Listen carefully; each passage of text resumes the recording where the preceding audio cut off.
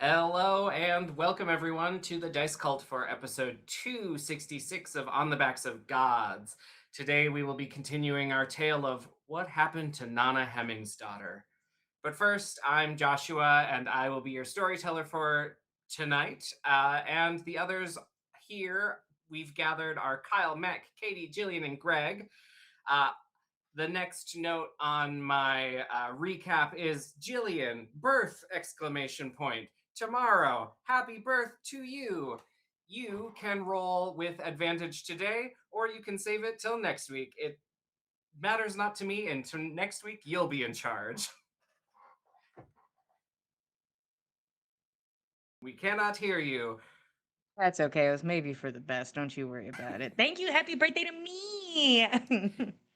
You're welcome. And to understand how we got here, you can check out our backlog on YouTube, a party fractured by the unknowable whims of magic and the roll of the dice. The crew found themselves at odds with Rose, whose magic sent three of them to another plane and turned the fourth to stone. Fixing somebody who was stone is a lot easier than fixing somebody who you don't know where they are. We saw Fen traipse through a forest of dinosaurs, and Nyx serve as captured entertainment in the court of Shu, and now we're focusing on Nanna. Our last episode started with Nanna being hurtled across the realms, the journey itself almost killing her, and then arriving in the choking and hot plane of fire in a cauldron of burning mud, which also almost killed her. But thanks to some quick thinking by our wax person Paraffin, who grabs a mask of a would-be assassin that transfigures Nana's form, saving her from the effects of the choking air and hotness of the realm. Nanna was introduced to this crew of unlikely companions. I don't know that any of them would consider themselves companions, but they are all gathered under the same goal of killing their boss. Uh, there's Paraffin, the wax party planner, Hey You, the salamander guard, Gudia, the goo holy person, and Molly, the blacksmith, the tiefling blacksmith. And together they turned over their boss's quarters and they found a few interesting things. The first one being a well used bust of the god of snakes, found in and among her various different colored sex toys. No one knows what that was used for. You found a very old prophecy stating that the subject of the prophecy must accept their vulnerability before they get the power to remake the world in their image. Something that no one gathered wants their boss to do. Nana also finds a large locket buried in the destroyed office of Lyriac's former partner, lover, husband, Prince Igni, with carvings of his face and their daughter, Alethandra, who both of them disappeared 20 years prior.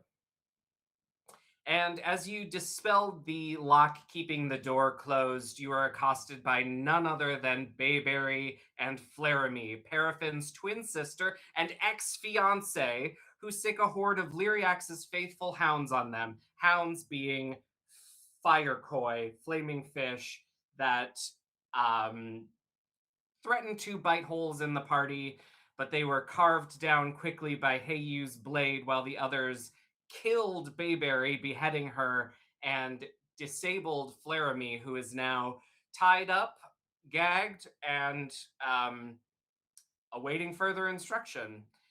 Um, the crew has started to depart. Is there anything anyone has to say before you all split and go your own separate ways?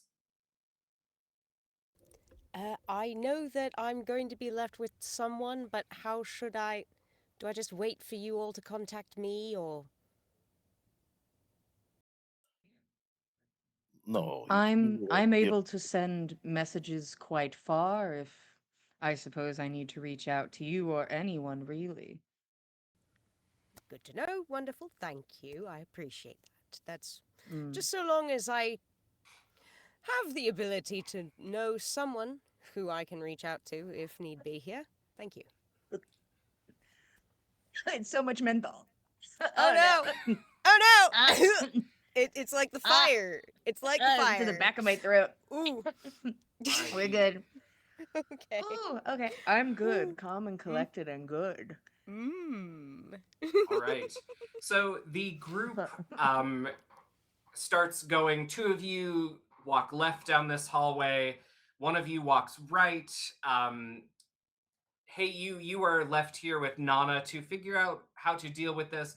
But first, I would like to focus on Molly. Molly B. Denham, the tiefling blacksmith here. Um, you have one big goal of finishing the crown for Lyriax tonight. So as you head back to your forge in this holy place, what would you like to do with the rest of your evening? I'm toting along a uh, Ah, bound and yes. unconscious gentleman who maybe I can get some answers out of. But uh, I think that Molly's intentions as he finishes this crown are to try to imbue some sort of magic that will hinder Lyriax's goals. Uh, some sort of uh, curse or debuff onto this thing that will make it more difficult for her to perform, make this thing not work the way she expects it to. Uh, just something to muck up her good time. Okay. Why don't you give me a tools roll, whether you're artificer or blacksmith tools, either or. And what are you trying to get out of um, Flaramie before doing away with the body? He seems fairly loyal to Lyriax for some reason, and it seems like most people uh, despise her or at least fear her. So I think he would question. So what is it that makes you want to accost just fellow workers in hallway? He, after you've ungagged him and asked this question, he just stares daggers at you. Um, but after a short while, he answers and says, "It's stupid to bite the hand that beats you." I mean, oh shit. I guess that's one of those Freudian slips, isn't it? Well, Um, certainly was stupid for you because here you are. But your choices may not. Our choices may not go well later, but your choices have not gone well now. I don't care what you do. Next life, I'm coming back and I'm gonna kill you. I'll put a dagger right between your spine.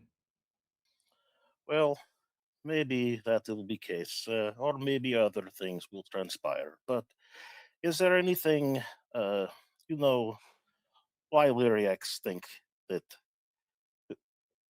What satisfaction does she get from being the hand that beats us? I think his arms are still bound, but he would cross his arms defiantly were he able. And he just kind of mumbles to himself, "She's gonna be a goddess." Uh, Well, And what did you roll on that profession check? what did you want me to roll? Was it tool proficiency for tools, and then what? Yes. Intelligence or dexterity or? Uh, so whatever your tools check is, it's usually a on ability score plus your proficiency. I Okay, don't care which. all right. So yeah, I wish there was just an option to click it like everything else. So D20 for smithing.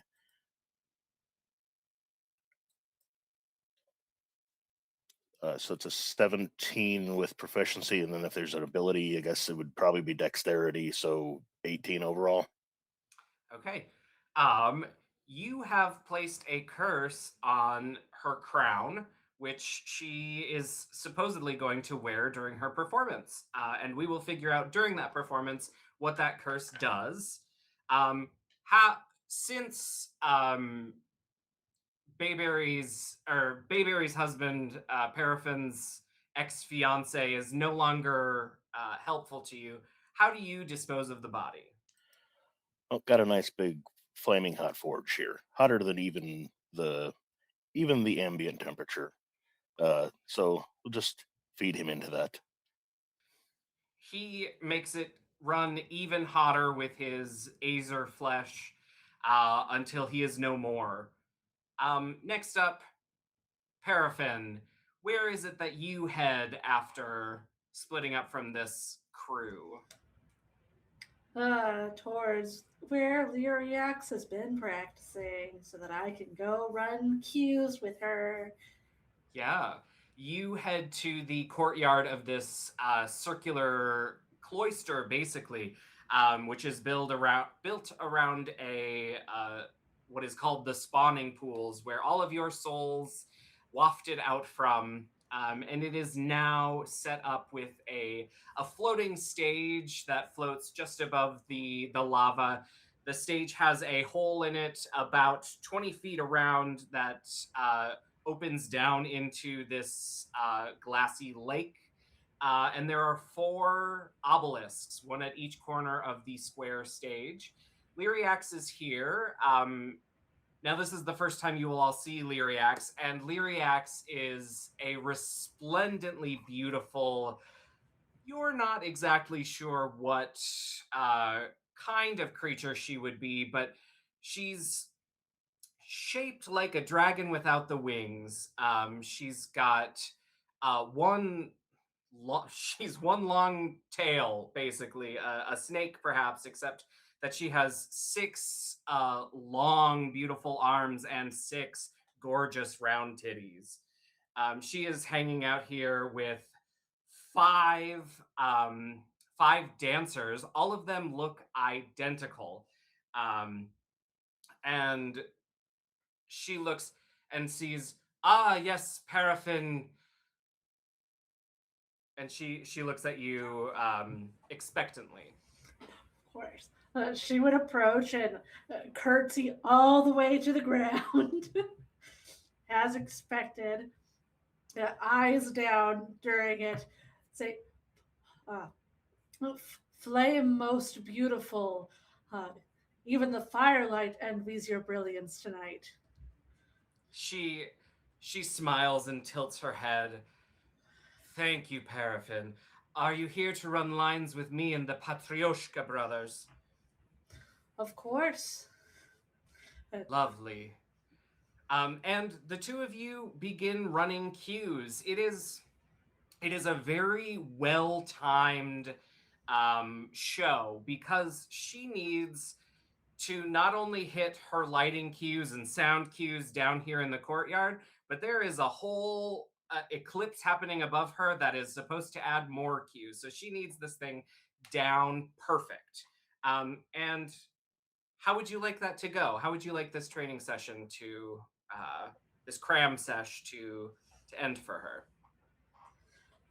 I think she is going to run it a few times. The first one be like as close as possible to the actual timing it should be, and then it's going to start slowly trying to get them to be off to what the eclipse is going to be, just so that Lyriax's plan doesn't go to a T like it's supposed to, but doesn't want to be super obvious about it. Just Nudge it off by like a couple seconds. just Yeah. a hair off. A So- couple seconds added on to each pause or each cue. It's Could not very be. much in the moment, probably not enough to be noticed, Mhm. but it adds up. Could change everything.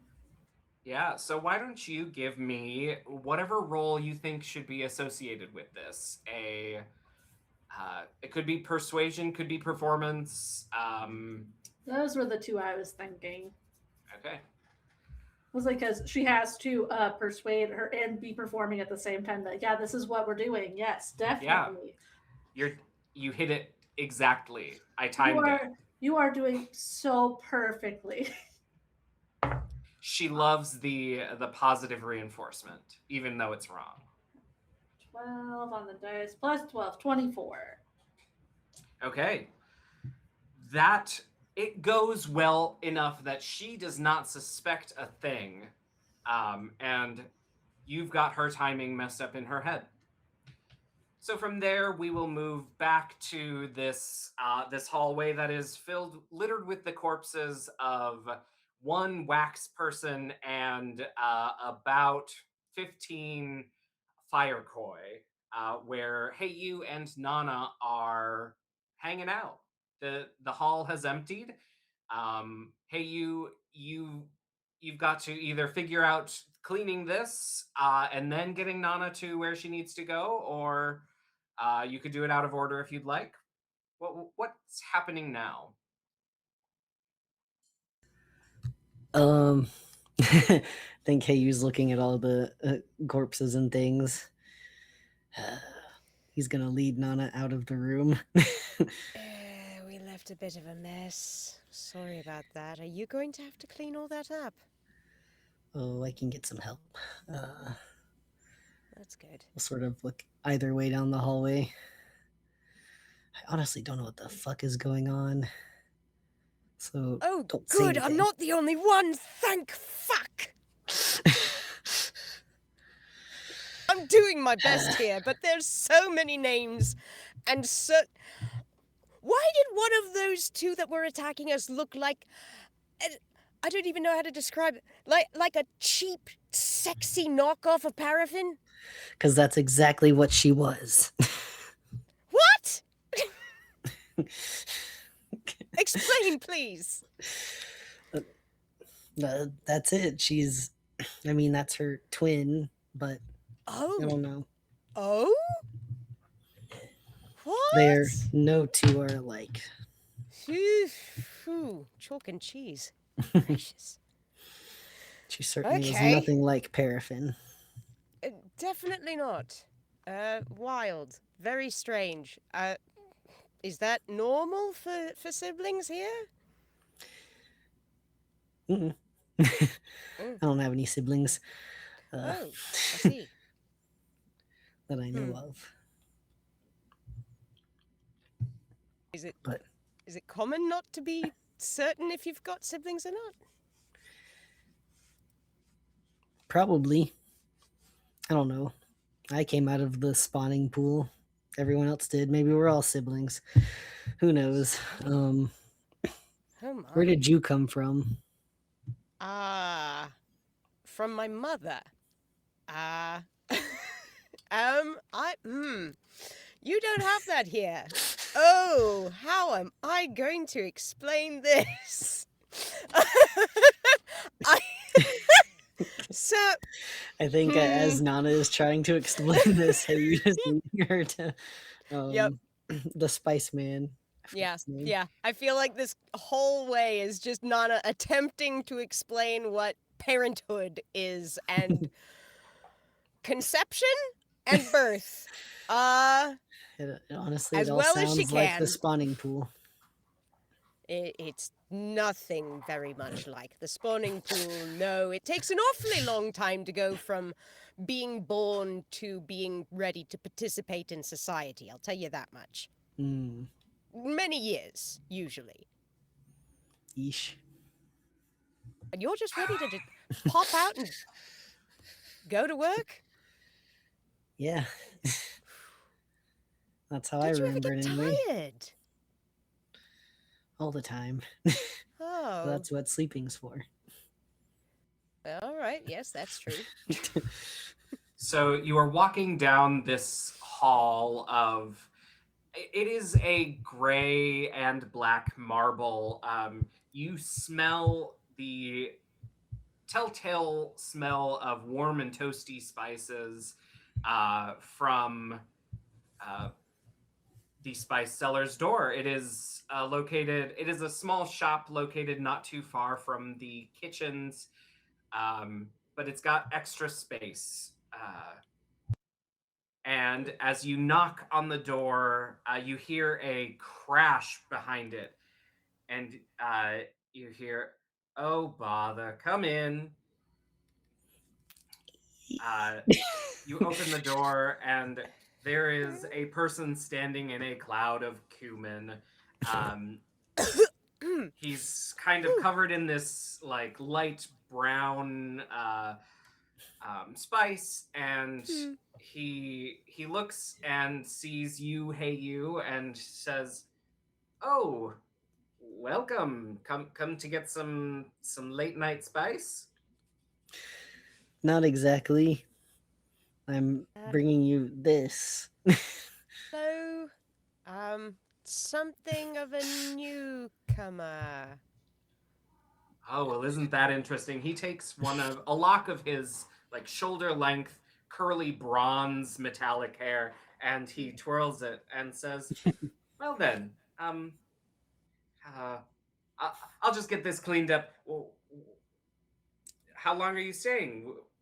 Should I make tea?" Uh, tea would be very Probably. nice.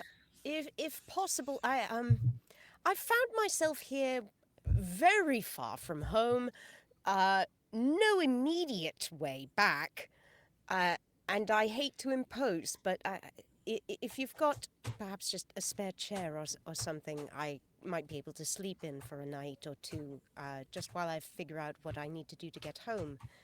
I'd be He very comes over appreciative. to you and puts a cumin covered hand on your shoulder and says, "Don't worry, I've got ya." Are Um, you sure? and then he looks over to Heyu, who hasn't entered the space, and says, "Should I make tea for three or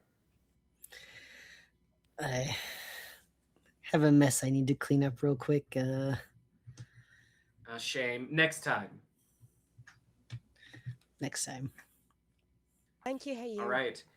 As you as the door closes behind you, Heyu, you can hear this spice seller's voice talking to Nana, saying, "Gosh, he is handsome, isn't he?" And we'll pan back over to Paraffin for just a second as uh, Lyriax is practicing one of her dance numbers with one of the Patrioshka brothers. You see it even before it happens. He stumbles and starts with the right leg instead of the left, and he kicks her in her snake tail. Um, he's put off balance near the center of that stage. She erupts in incandescent rage and, with three of her hands, pushes him in the hole in the center and says, "We do it again!" And the next taller Patrioshka brother, because there were five of them, now there are four, and they look exactly the same, except the tallest one's 10 feet tall and the smallest one's 5 feet tall. And now there are only four instead of five. Luckily, they had a backup just in case something like this happens, which maybe it happens quite a bit when you work with Lyriax.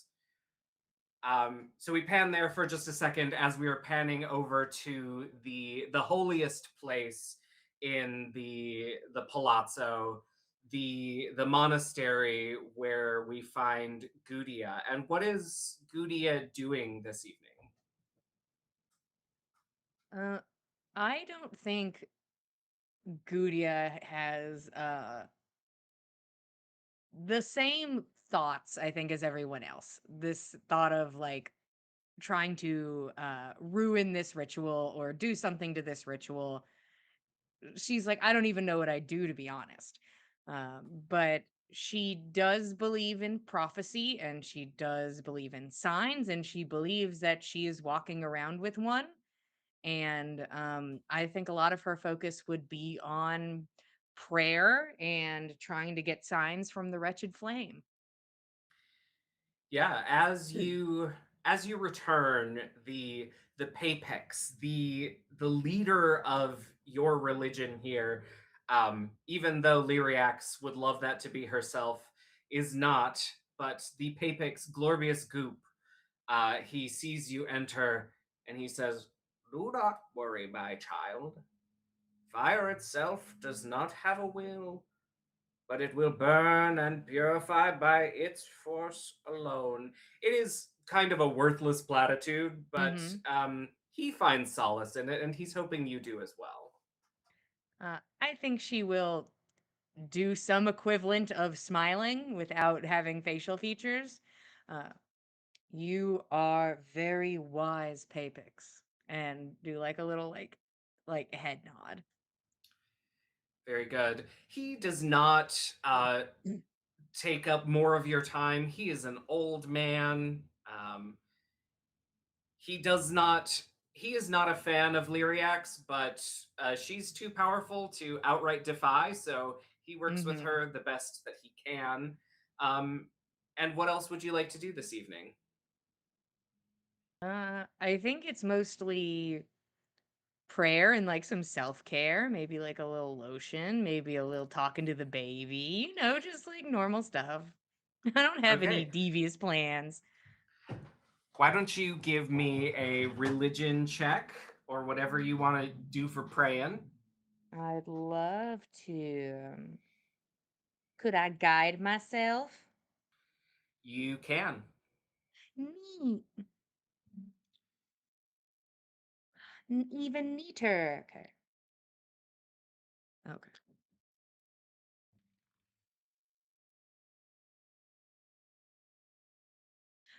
25. 25. As you I think this religion is all about prayer bowls. A lot Mm, some religions kneel when they pray.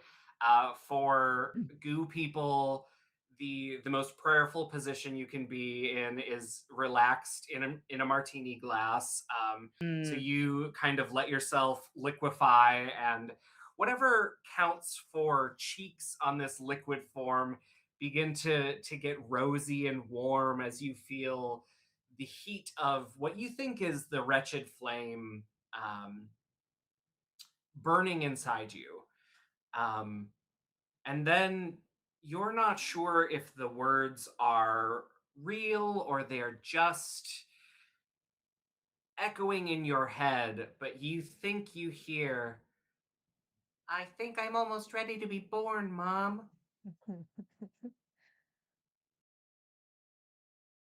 oh man, if she had tear ducts, ooh boy.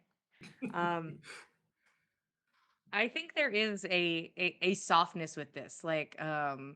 I think the window for plasmoids to get pregnant is very small and very weird and precise. And I think it is incredibly lucky that she is pregnant. Um, she does not know the parentage. She hopes that this is just a sign from the wretched flame and like this is something big and beautiful and important. And then I think there's a part of her that hopes it isn't, that it's just something small and simple. Uh, and I think there is a conflict of feelings. Understandable for most parents. Mm, We leave Gudia a slight bit melancholy while one of her pseudo hands rubs her pseudo belly mm. in the soup. And we'll pan back to Nana and Patrim, and he says, "Oh, where are my manners? My name's Patrim. Nice to meet you. There have been lines out the doors of this place for like weeks. How did you get in?" uh, well, by accident, really. A spell that a friend cast, well, spell that a sibling of a friend cast. I don't exactly know what it did. There were layers to it, and it all hurt in different kinds of ways, so I'm sure it was all defensive, but the last layer, I'm not even sure if I got to the last one. In any case, I don't know, I stepped and I fell, and there was nothing, and then I was freezing, and then I was boiling alive, and here I am. And as you say, here I am, the tea kettle whistles in the background, Ooh. um, and he pours. It is not water.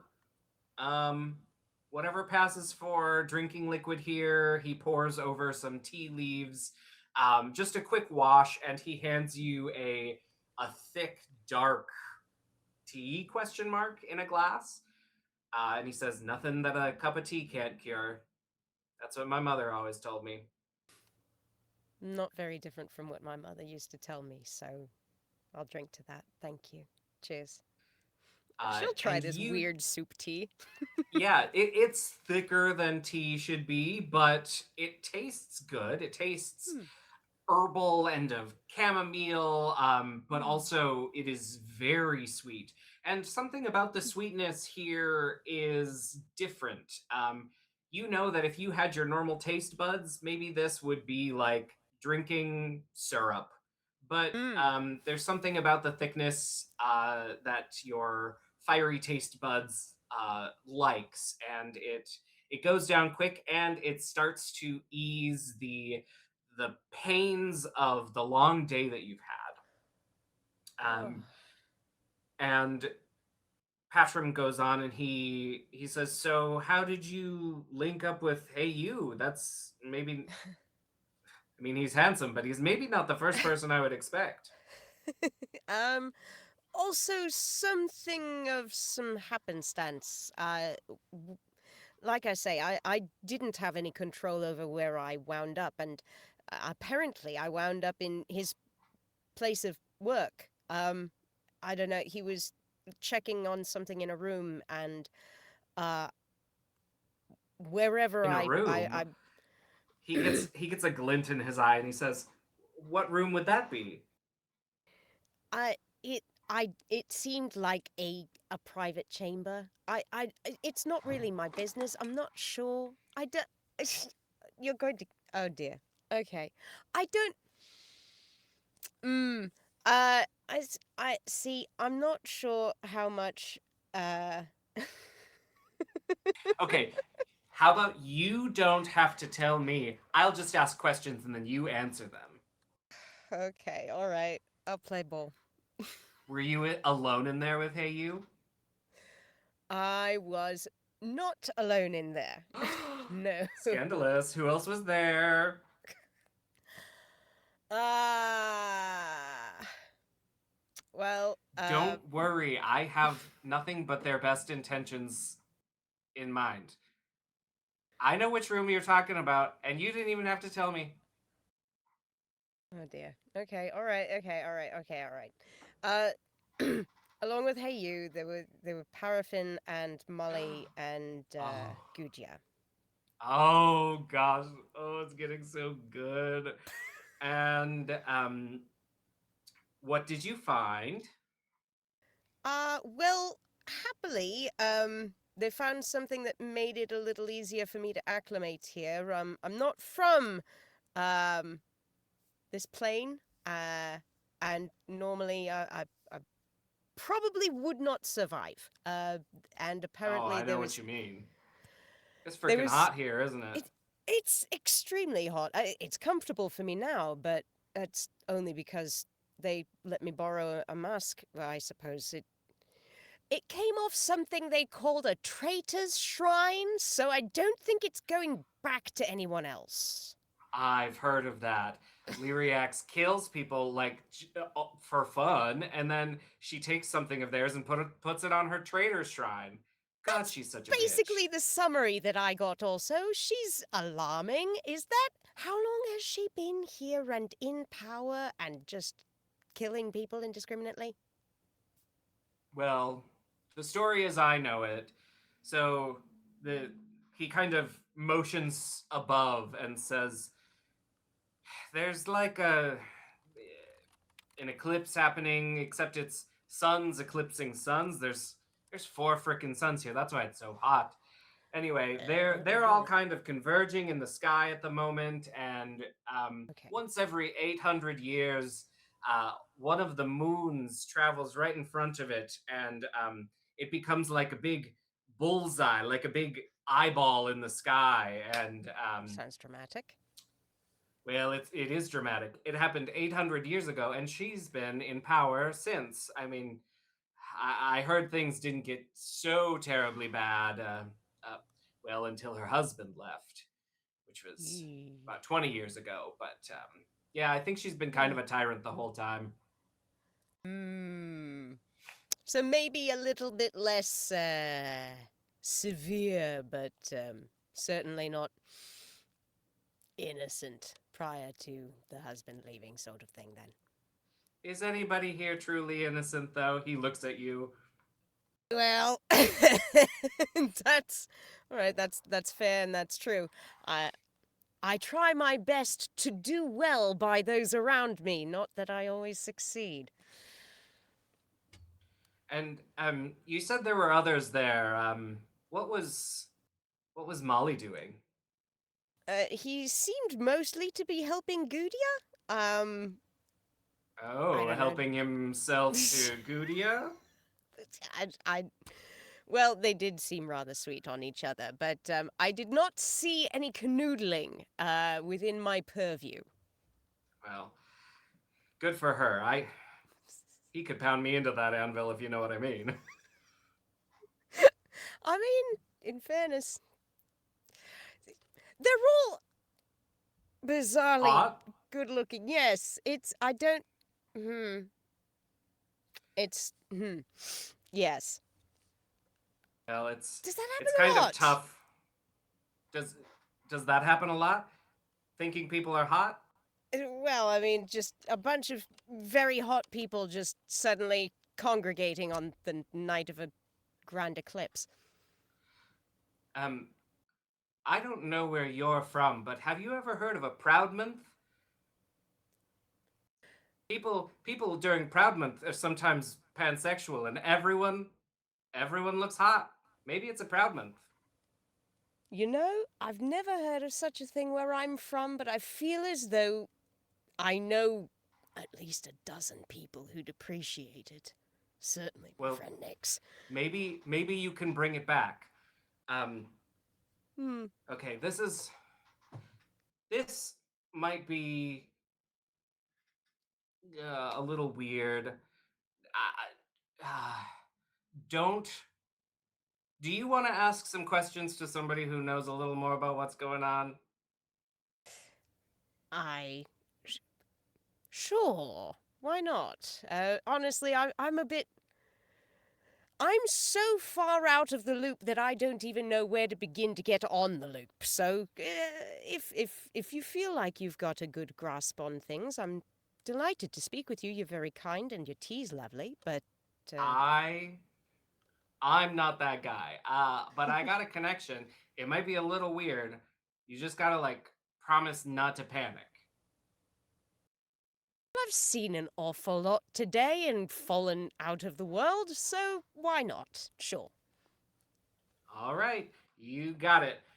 He lifts up his hand and pulls down the sleeve on his right wrist, and there he has just a small four-pointed star tattoo.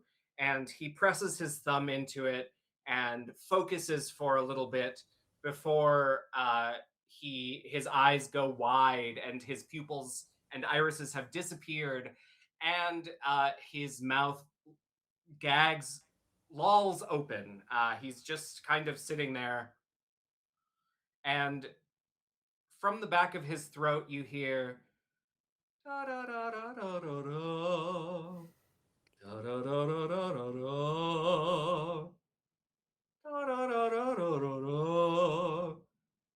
da da da da da. Thank you for holding.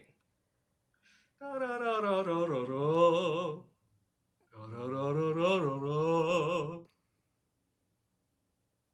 Do you do anything? Nanna is just kind of looking at this man as her tea is forgotten on the table. She's just trying to figure out, he seems okay. He seems to be alive. Still, for whatever measure of alive I'm supposed to assume a person looks. here. you, you start to get a closer look at him. He is slack. He does not react to being touched, to being observed. Um, but eventually, this hold music stops, and you hear a voice that says, "Oh, sorry, sorry. Just to let you know, this message may be recorded for quality purposes, but the contents will be kept confidential. Hi, my name's Antimona. You must be really confused. Do you have any questions?" So many questions. It's- so I'm a new arrival to this entire plane of existence, and I would like to know what's the significance of this whole eclipse thing, and why does everybody want to kill their boss? Oh yeah. Let me just check. You hear the rustling of papers. It sounds like she is leafing through just pages and pages of notes. Uh-huh. Um, and she says, "Okay. It's called something called Aries gaze. I'm not really sure what it's supposed to mean, but it turns out whoever Aries turns his gaze onto becomes really powerful. And if you start out really powerful, then sheesh, you could become a god or something." Oh, okay. Well, all things considered, it sounds like that's something Lyriax would want to do. Uh, Oh gosh, who wouldn't want to do it? All that power, intoxicating. you're not wrong, but oh boy. It'll come back to bite someone in the ass eventually, I'm sure, and it seems like there's a lot of people who are keen on making that happen for Lyriax as it is. Gracious. So, I've heard about these spawning pools. That's how all life comes to be here. I She flips through her some more pages.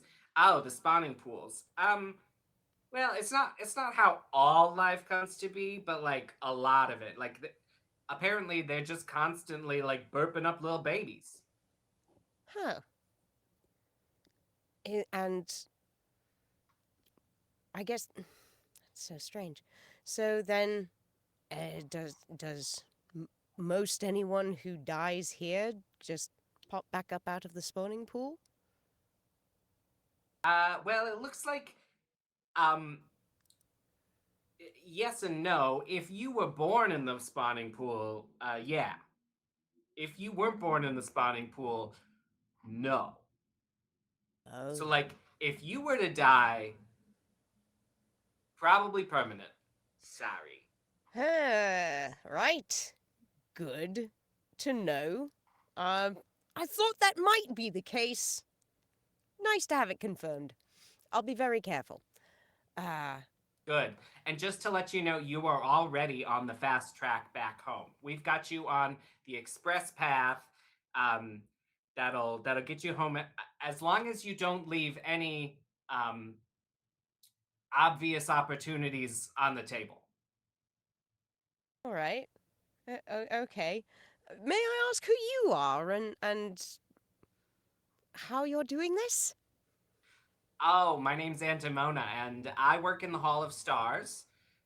For the Mother of Stars, maybe you've heard of her. Mother of Stars. Have I heard of her? Not back home, I can't. Not among any of the pantheons I've heard of, but that's only a few.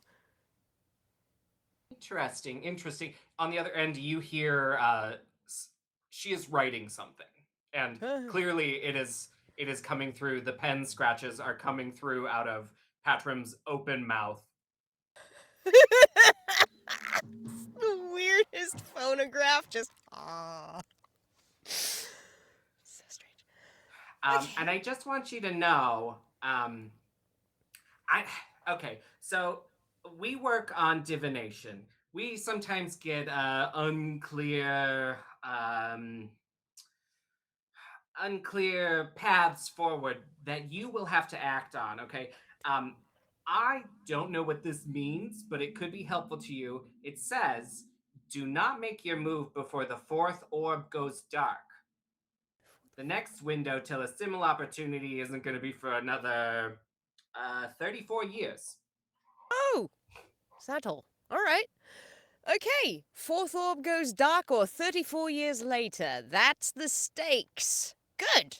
All right. Good to have that clear. Glad we Uh, could clear that up for you. I appreciate it. I don't suppose you happen to know anything about what's going on back home? If my friends are all right? Back home. Midgard? I'm not sure what Midgard. Okay. Would you hold for just a second?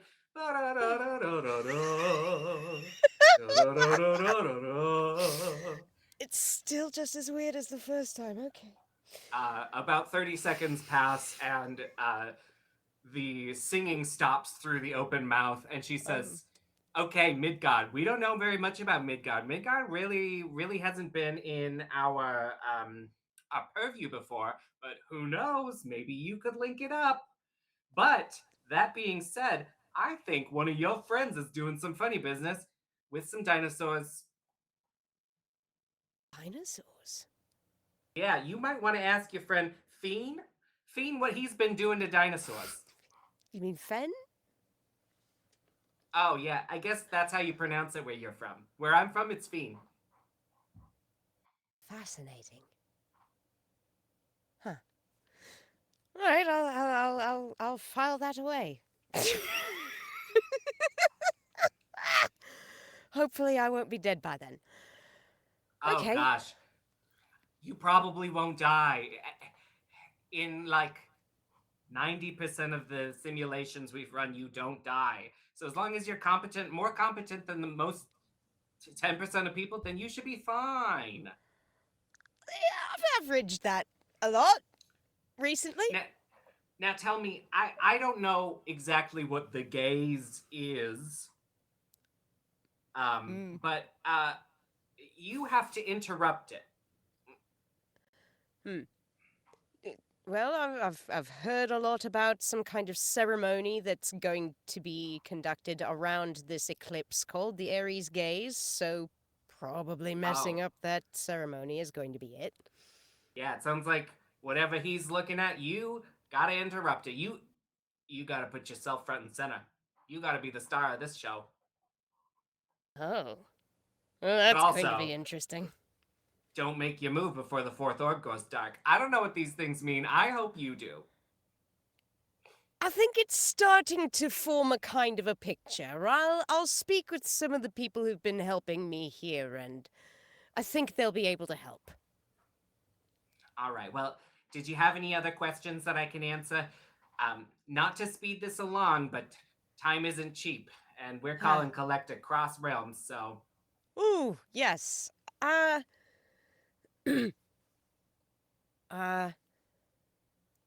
suppose if you work in divination, if nothing else, just one last thing. I'd like to know if my mother and my betrothed Volda are well. They're also on Midgard. If that's possible. I'm really sorry, dear. What I said earlier, it's pretty total and all-consuming. Our gaze does not delve into Midgard. Midgard's not on our maps at all, so I can't really look into them for you. I see. The only Thank reason we you. know about Fiend is because he's traipsing with some dinosaurs. Must be in another plane then. Which... Alright. Well, he's alive then. Certainly, whatever kind of creature he's fending off, I'm sure he's fine. Thank you. I think that's the biggest problems I've got, I guess. I'm sure there's plenty more to be had besides, but I don't suppose you have any advice on how to knock a would-be goddess down a peg or two. You know, like I said, you're on the fast track back home. And Mm. I don't think she would do that out of the goodness of her heart. So, as long as you do you, that means you will get home. All right. Thank you. You're Thank you welcome. very much. Hugs. Sending my love across the realms. Thank you. And Love you. give Bye. give Patrim a smooch for me. He's a good one. All right. I will. Thank you. And you can hear her hang up, whatever that means to Nana. And then there's da da da da da da da. Please take just a few moments to rate your service. 1 being bad, 5 being fantastic. 5. Thank you for your time. And then the color returns to Patrim's eyes and he closes his mouth. Did you get some answers? A lot of them. Yes, thank you, patron. And I was instructed to give you this, and she'll kiss him on the cheek. Oh, you must have talked to Andamona. We've got a little thing. You know, I can see why. She's very sweet. She is. She's a hottie too. If you didn't have to just look at me, I wish she could have been here for you. I believe you. I believe you. Gosh. I've got a lot to think about, but thank you very much for letting me do that, patron. Just I mean, it's probably not a good idea. I know I've got a loud mouth, but just don't go letting the others know that I've got such a loud mouth. He winks like 3 times in a row.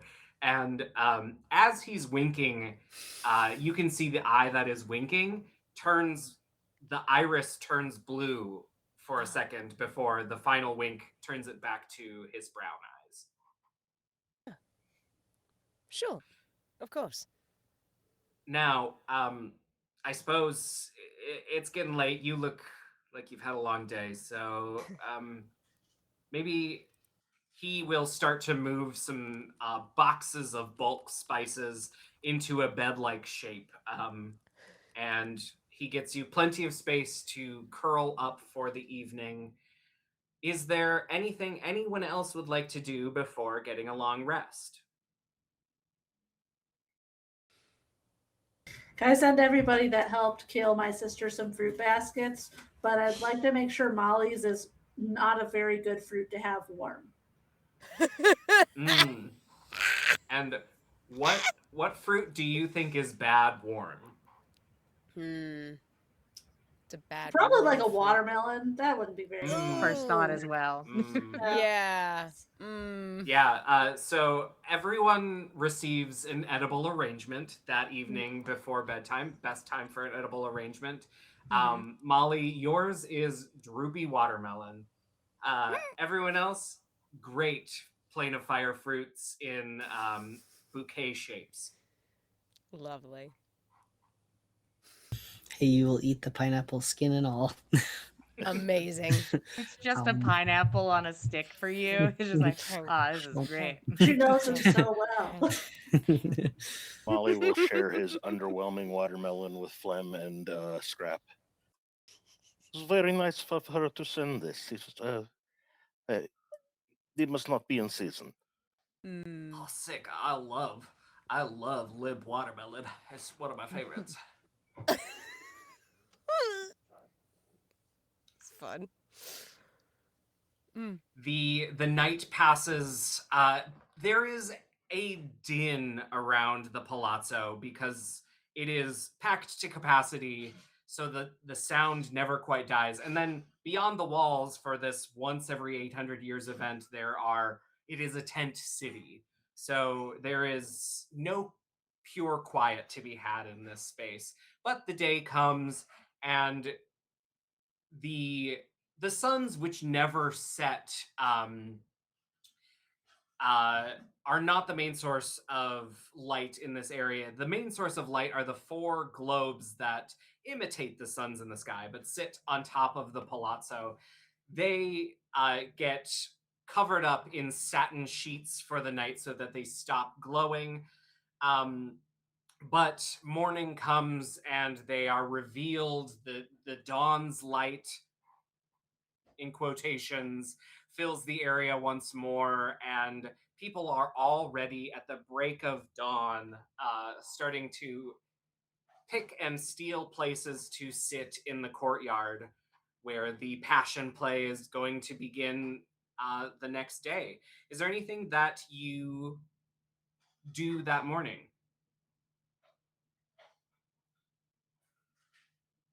I assume Molly will deliver the crown to its place on the props table, and Paraffin will check off her list, making sure all of her T's are crossed and her I's are dotted.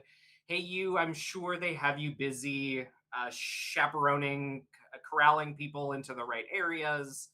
Um, and Nana, you spend the morning having a very spicy breakfast with Patrum. And there we will pause for our 10-minute break. Go get yourselves a snack and a drink before you come back and witness the most beautiful passion play for this Pride Month that you'll ever see ever. We'll see you soon. Enjoy those huevos rancheros, cultists.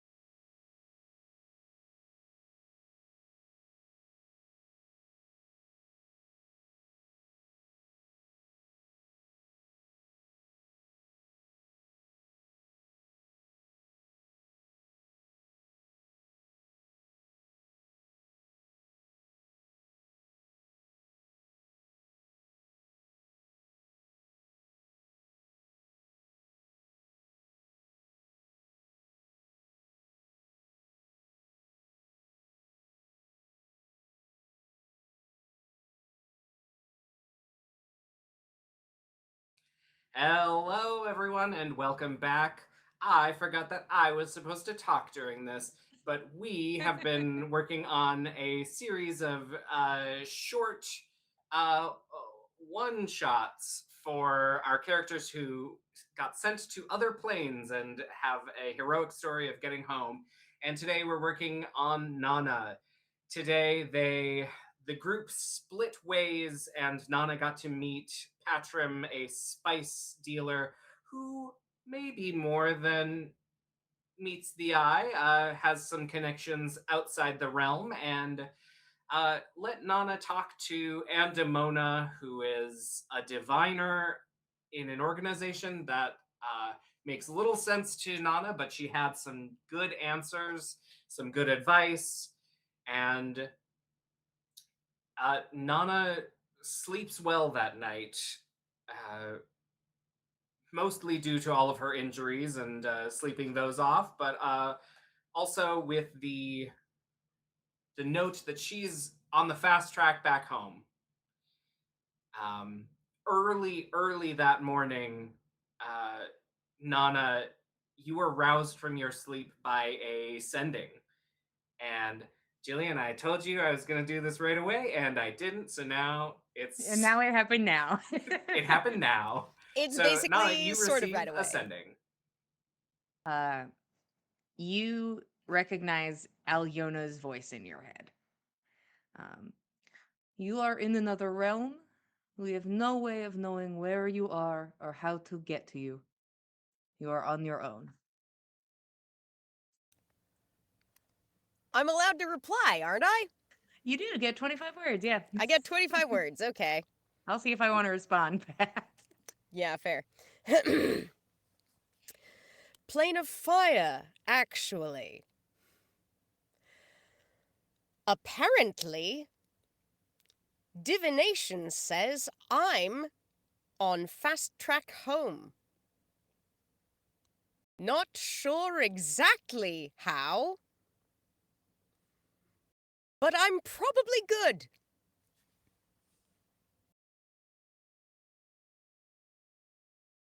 So Roshan kisses. You do not get a response. Okay. It is beautiful, but I think you probably fall back asleep to get a couple more hours of rest, and then Patrim rouses you and says, "Well, are you ready? Um, I'm not actually attending the event. It's a little too hot out there for me, so but I've got plenty of extra pretty clothes if you want to try them on." Oh, well, apparently, I've been advised to make myself part of the festivities, so perhaps I should dress the part, no? Yes. He looks excited to dress you. Um, and the outfit he decides on for you is a white and gold, which happen to be your colors, kind of. But it is a kind of a corset top that comes just above the chest and leaves the shoulders and decolletage exposed. Um, and a skirt to the ground. Ooh. Nana looks fly in Patrim's outfit as she arrives into the courtyard, and the rest of you begin to start arriving as well. Um, would you like me to roll dice and ask in that order, or would somebody like to go first? All right, the dice say, hey, you are first to arrive and see Nana there. What does it look like Hey You is wearing? Hey used decked out in the formal armor that I guess Lyriax is giving out. So it's just I don't know what her vibe is. Just a I would nice say it is probably a gold scale armor that matches her skin with red accents, her favorite color. Nice. And I think That's on top pretty of fun. that, he's sort of sprinkled a bunch of turmeric on himself. So there's like flecks of bright yellow, probably looks Mm. golden on this armor. Oh, that's nice. All right. Paraffin, you are next to arrive. I think she was actually right there. She has a list. She is checking people on to this list, but she is wearing a similar coloring to Hey You. Gotta fit the job, you know. Uh, has changed to her wax to a deeper red. Has it kind of looks like dipped gloves that are golden that go up to the elbow, and then a floor length dress with cutouts going across her chest in multiple spots. There's some nice gold heels and a new golden bag and matching hand fan. Beautiful. And Jillian, Gudia is next to arrive. Gudia arrives naked as the day she was born, as she always is every day. Plasmoid body fully on display, large, round, pregnant stomach. She Why is holding obscure her her perfection? uh, ash burned bone staff. And I think that is the only thing that is decorated for the occasion. And it is decorated with uh, sort of like bronze, like it's almost like it's its own wind chime now, with like bronze rings hanging from it and like twisted pieces of like ash bone, and just making it makes noise as she walks. So it is more of a like a processional as she moves through the space, and will take a very central seat. I think she's actually like will move Nana and be like, I think you're good luck. Sit. Oh, sure, of course. Um, Look lovely, Shortly it's nice. after you, feeling like he has to make a slightly bigger entrance because he is the Papix, Uh-huh. but Glorbius Gloop walks in naked as the day he was born. Somehow, this plasmoid more wrinkly and saggy than the gorgeously plump Gudia, but Glorbius carries a similar staff with very large wind chimes. It is unwieldy for him, but he has to make the statement. And after him, it is Molly B. Denham. Molly enters in a suit of full plate mail. Uh, it is matte black and is filigreed with gold flames on his good side and glamored with flickering golden flames that seem to jump off of the material on his burnt side. He's got a half helm on that allow his horns to poke through, and he has tipped his broken horn with gold, so it looks complete. Emblazoned across the chest of the cuirass is a golden anvil. Gosh, you're all so hot. Too bad Patrim isn't here to see you. Um, and just before the events get kicked off, there is a quiet little bloop as a small fire spirit, like a little bubble, is born from the soup. And Paraffin, you see that it is the Patrioshka brother that died last night. He is he's only a handful of inches tall, so probably won't join in the occasion today. But at least he wasn't gone for long. I'll write his name down and give him a bonus so he doesn't die. Oh, how kind of you. Yeah. Um, but as the audience gathers, it is a wide courtyard, and the theater is in the round with this lake of molten metal in the middle, with the stage set atop it. There is a section that is mostly giant folk, but they are usually closer to the palazzo itself, leaving open space for people to sit in front of them so that they do not hog the view. But the courtyard is packed, And from there, we zoom out and look at the sky. 3 of the suns have been eclipsed for a while now. White, yellow, and blue rings faintly visible through the smog of the sky.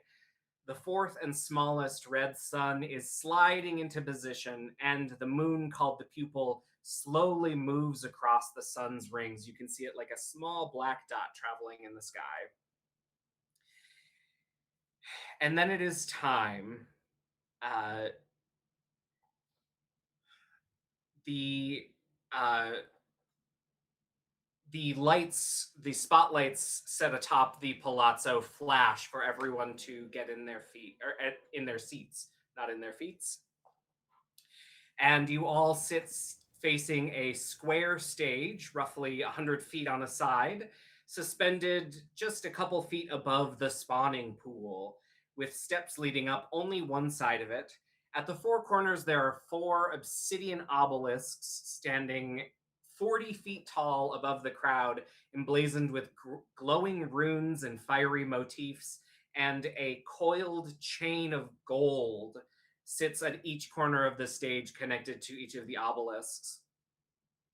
Once in a while, you see a burble as the spawning pool delivers a new soul that drifts lazily out. And in the center of the stage, you see the 20-foot circular hole in the center, leading straight down into the glowing, glassy top of the metallic spawning pool.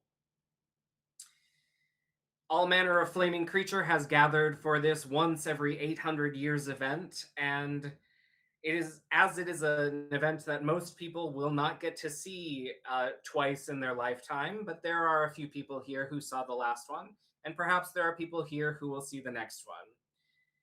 There are Ifriti, Genasi, Elementals, and Azer that form a sea of colorful fire, and heat pours off of the crowd in light mirages. There is a jingling as the Papix Glorbius Gloop walks up the few steps to the front of the stage, and he says, "We are gathered here today to witness the glorious passion of Lyriax, without whose patronage this holy site would probably fall into disrepair." He looks at his hand like he had something written there. Puts the hand down and says, "Well, enjoy the show." Obviously not finding something that he hoped to. Yes, there's a polite clap that roars through the crowd. There is one fire giant who gives a solid woo woo, but it is out of place. And then there is a snare hit, and the spotlights all zoom to the far end of the entrance, and there she is, 12 feet tall, with more than 20 feet of serpentine golden scales from the top of her head to the end of her tail. She wears a gorgeous beaded gown in her favorite shade of red. Her neck is that of a cobra, muscled and fanning out in a golden saucer of metallic scales. Below that, her 6 well-defined arms connect to a chest of 6 marvelous round breasts. Normally, she rests the bulk of her tail on the ground, standing even with most people, but today she is over 12 feet tall, striking a dramatic pose lit from the spotlight on the far roof of the palazzo. Suddenly, there is a red fedora in her hand. She tucks it over her face as she slithers sideways toward the stage. With snapping from 3 of her hands on her left side. It is a long sequence as she slithers more than 100 feet slowly toward the stage and up onto it. A trio of souls belch from the surface of the lake and move around her and in a dance as she passes. And she speaks the first words of her passion. She says, "I was born at a very young age. She strikes a pose lit starkly by a spotlight. I crawled out of this pool just like any of you. And actually, you can all give insight to this. Love to.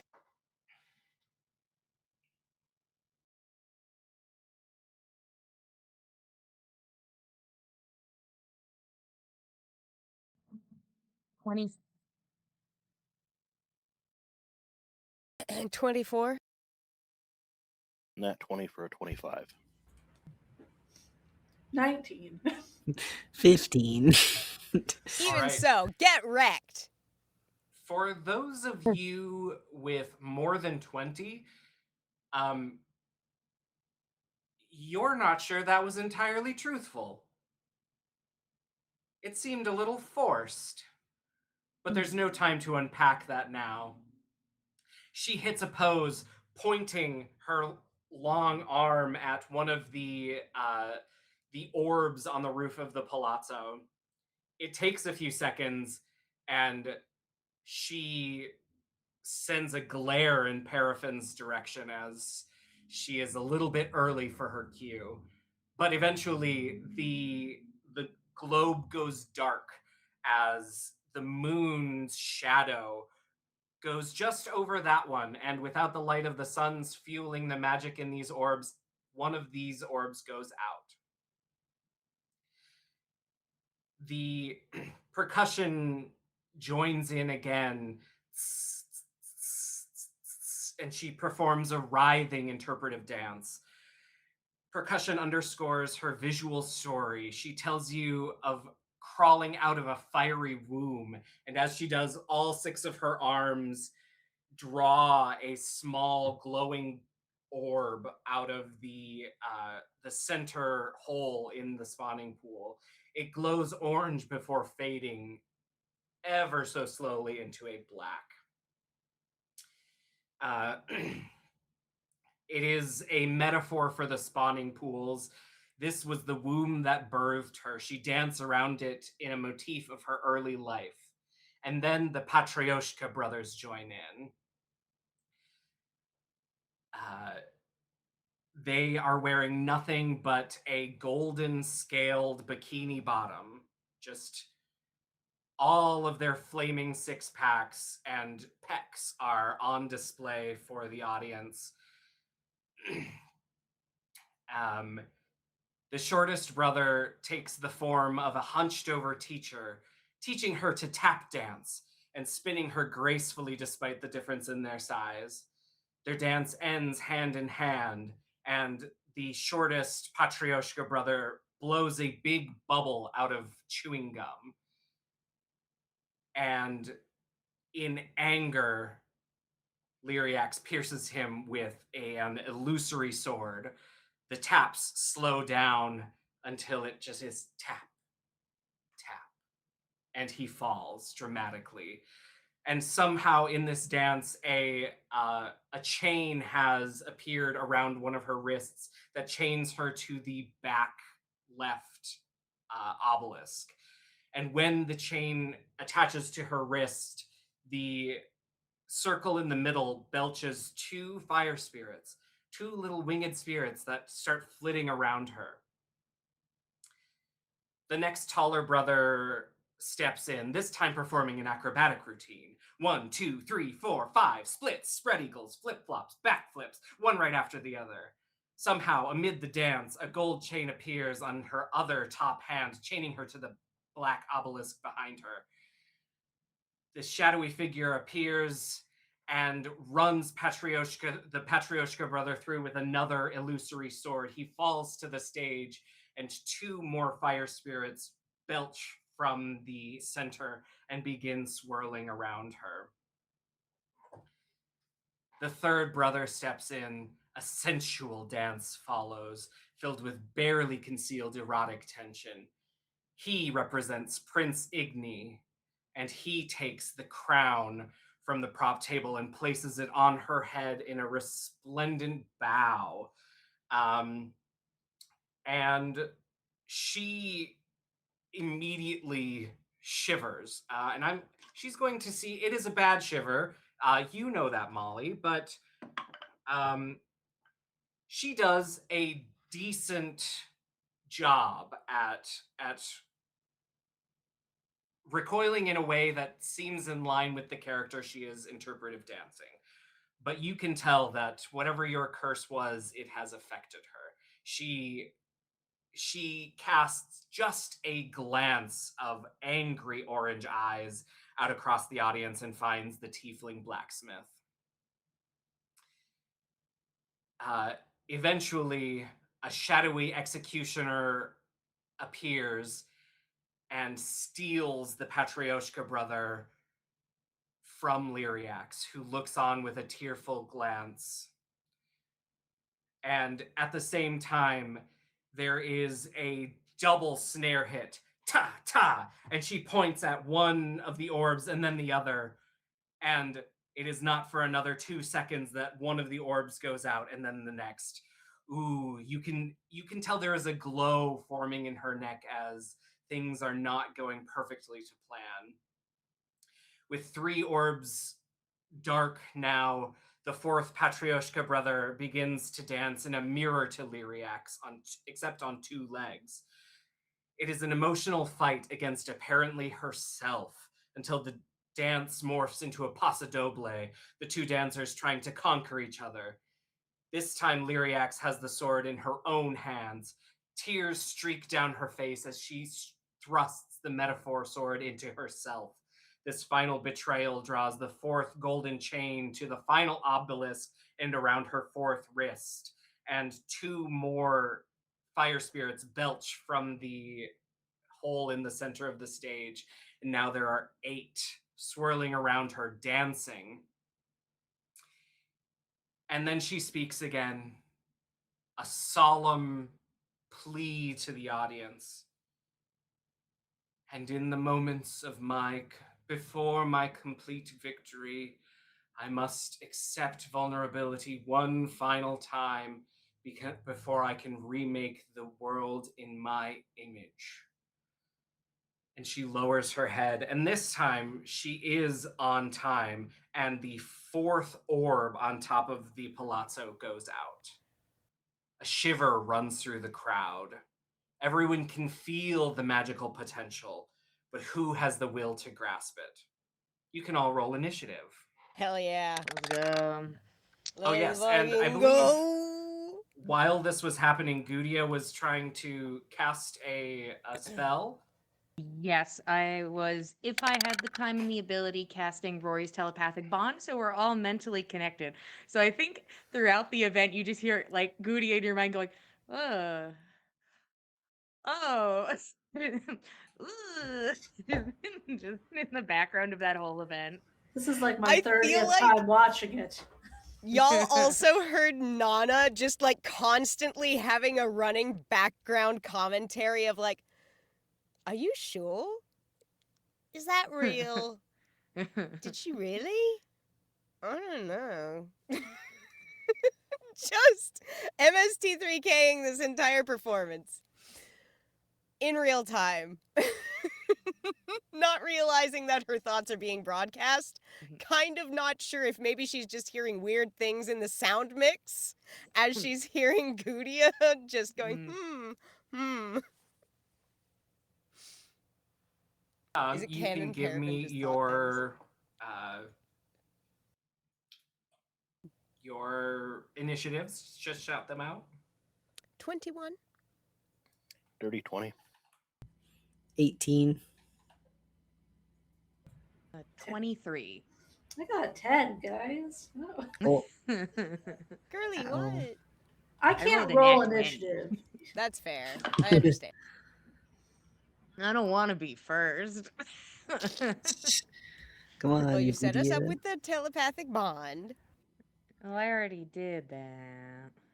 Well, you can establish some marching orders, probably. Gudia, You guys got it. what was yours again, Gudia? 23. 23. She do Good pretty thing I asked again because whatever I did deleted you from the initiative. You weren't going to get Ooh. a turn. Oh Uh, no. Instead, what you see as as the fourth orb goes dark and the eclipse starts in earnest, the orb in the center, which had glowed orange from the heat of the pond it just came out of, it has sunk into an inky black, and then it starts radiating color: red, yellow, white, and blue, just like the eclipse in the sky. Nanna, this is the gaze, and you must block it from seeing Lyriax. Otherwise, she's going to be favored by the eye. But before you get to do anything, Gudia, what does Gudia do as a hush falls over the crowd for this final moment? Oh, sorry, one more thing. Mhm.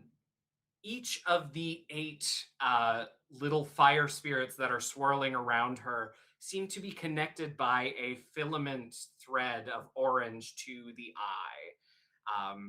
It seems whatever they are doing, it is helping keep the gaze trained on Lyriax. Now everything is set Okay. up. Okay. Because we are connected with the telepathic bond, can and Nana doesn't seem to understand that. Am I able to pick up on Nana being like, "Oh boy, I gotta go block that gaze"? It's Is super that on the top something? of mind. It's like, I have to get up there. I've got to get up there. I can't be late. Yeah, I think there Nana probably projects a little bit of um, that's three, and we move when the fourth one goes out, just prior to this. So yes, you. I think the whole crew knows that this is the cue you've been waiting for. All right. I think Goody is like, I honestly wasn't gonna do anything, but I think she just is going to stand up and just the loud jingling of the staff and just like a gasp. It's a sign from the wretched flame. He's here amongst us. And I'm just gonna start swinging that staff around real loud, like, and like draw attention in this direction.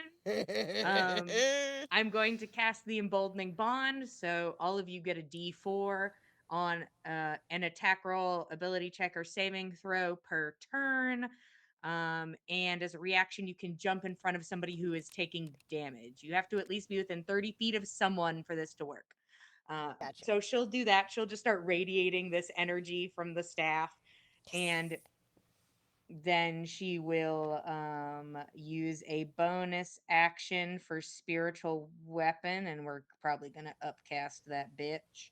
Um, let's do it as a fourth level spiritual weapon. So the staff sort of Ooh. rises out of her hands and just becomes the floppy goose staff in the air. And she's like, the wretched flame moves through us, and then the staff is just gonna go just beat the shit out of one of those flame spirits. Yeah, perfect. Good. Okay. What is the range on the uh, Which one? spiritual weapon? Spiritual weapon, I can put it out to 60 feet, I think. Okay, so to get uh 60 feet, you will have to basically go up to the stairs in front of the stage. Yeah, okay. Here I come. Yeah.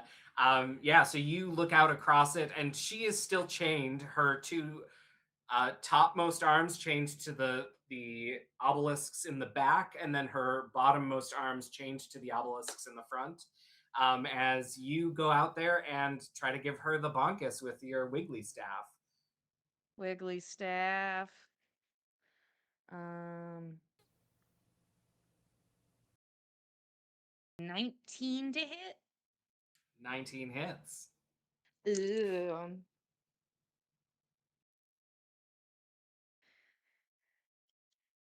That'll be 13 wiggly staff damage. Um, she looks surprised, furious, And then more surprised,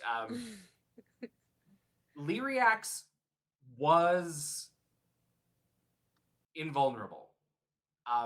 Mm-hmm. Before this ritual started, uh, you don't expect that there is any magic or physical anything that you could have done to really injure her. But she is left weakened, and you deal 13 damage to her, and she shrieks. And with both of her free hands, she reaches up and grabs the topmost breasts, and she says, "Oh, how dare you!" Passion, passion, passion. I'm now just gonna go with like, this is part of the show, you dumb bitch. And the audience Mask is on, entranced. bitch! Come on! Put on a show! Oh no! The crowd is Greg says not nothing. sure whether or not this is real. But after you go, it is her turn, and you've given her such a beautiful target. Um, she is going to send 3 of these fire spirits to enact vengeance upon you. Um, why don't you give me a well? One of them is going to cause an explosion. Oh, One of them is going to cause a lightning bolt, and then one of them is going to look at you with a really charming gaze. oh. So I don't know what you can do with your emboldening bond to try and. Well, if I am injured by any of this, anybody is welcome to jump in front of me, but I also get a D4 on one of those rolls if I was so inclined.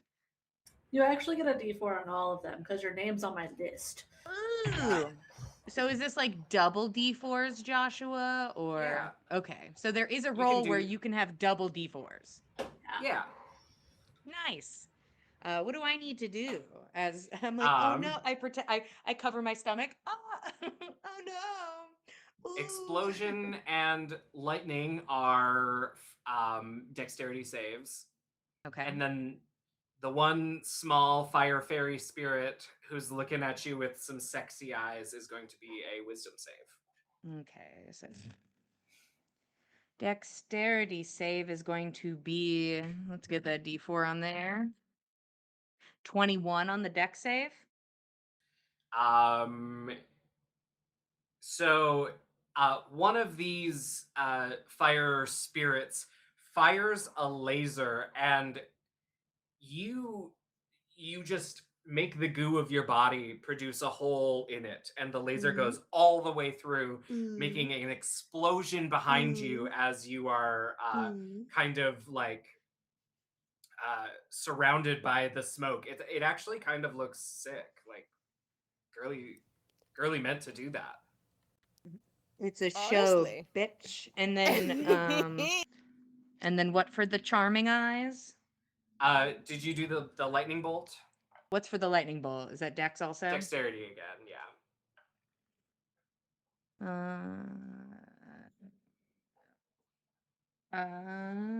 Get on there. I'll make this the double one. That'll be 19 again. A 19 will save. You kind of just ride that pony out of the way, and the lightning bolt flies free, and she is angry. And then there is a wisdom save. Wisdom save. Ah, perfect. The good stuff. The good stuff.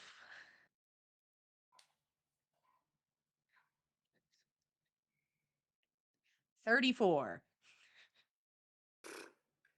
She she will attempt to let the show go on, not fully out of the drama yet, Um, she says, and there are those that would stand against me, but they shall also fall. And that is her futile turn. Hell yeah. Fall. Yay, birthday advantage. Yes. Yeah. And after that, it is Nanna. Nanna, it is your turn. Nanna's sprinting. Nanna's sprinting for that stage, buddy. She's only got 30 feet of movement, so yes, she's using her entire action to get there. So if you've only got 30 feet of movement, you can get from the audience to the front part of the stage. You are still about 50 feet away from Lyriax, who is on the far side of the 20-foot circular hole in the stage. And this is after already using the dash action?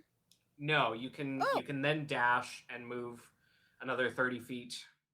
I will go ahead and dash and move another 30 feet. And I will try and play like this is also part of the show. I'm approaching fast, but oh boy, do I look good doing it! She is now only about 20 feet away, and she is starting to look a little nervous, and she's like, I don't even know who the fuck you are. Anything else on your turn, Nanna? I think that she puts on a little bit of a show. She draws her short sword and I think cleaves it downwards against the stage, lighting up sparks as she leads them up in an arc as she's coming up towards the center of stage. It looks very artsy. Nobody believes that it's a real sword.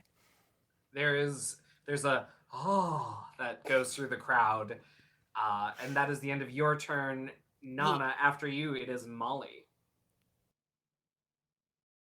So Molly will stand up and match the pace of Nanna and reach out with an arm that is made of a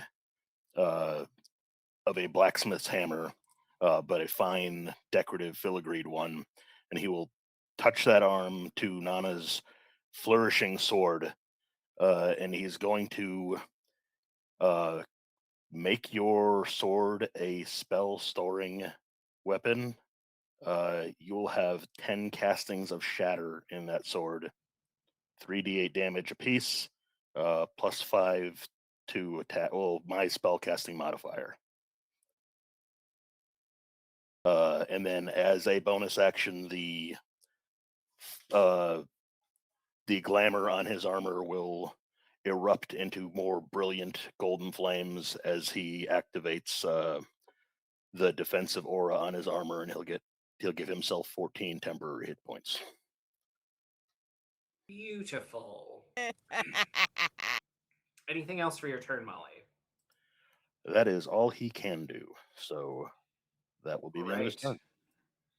turn. After you, Molly, hey, you are on deck, but first, the second largest scantily clad go-go dancer stands up and says, must protect Lyriax, and he will charge at Nanna.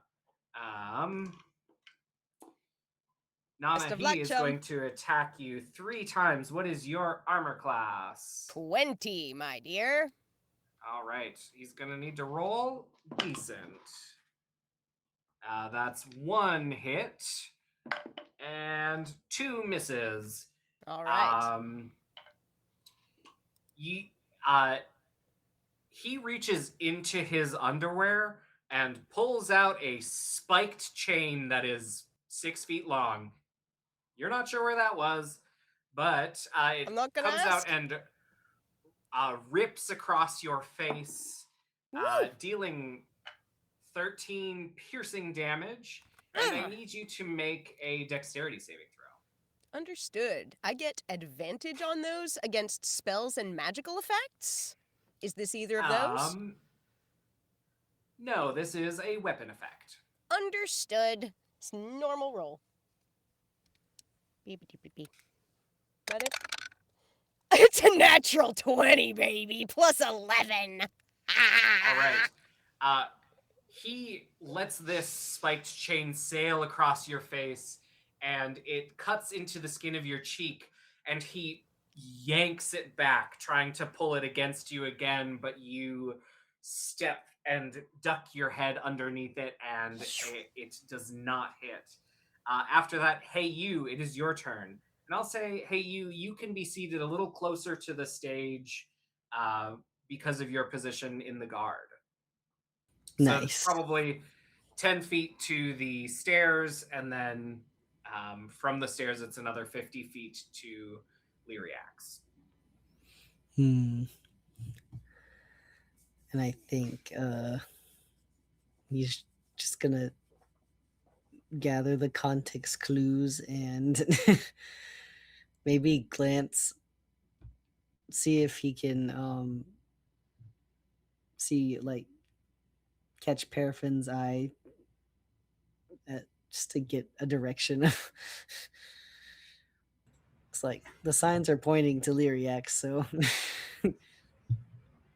She'll go, we can talk in our mind. I think she goes to him, look, and yeah. she's like, "You can go fight her." All right then. Nice. He will. Nice. I just imagine that in this little lizard's voice. Nice.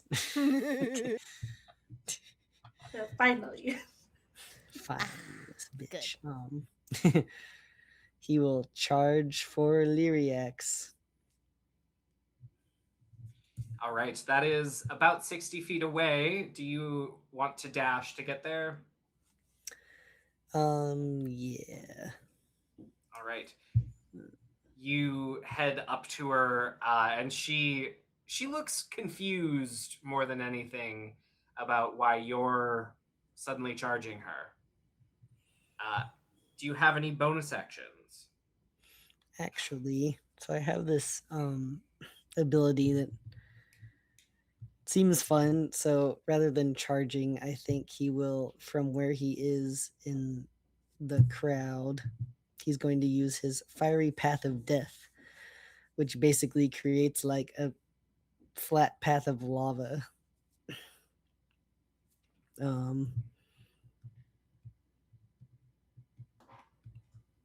Yeah, it can be up to 100 feet long, 20 feet wide, and it does a lot of damage. So I feel like that's what he's gonna do.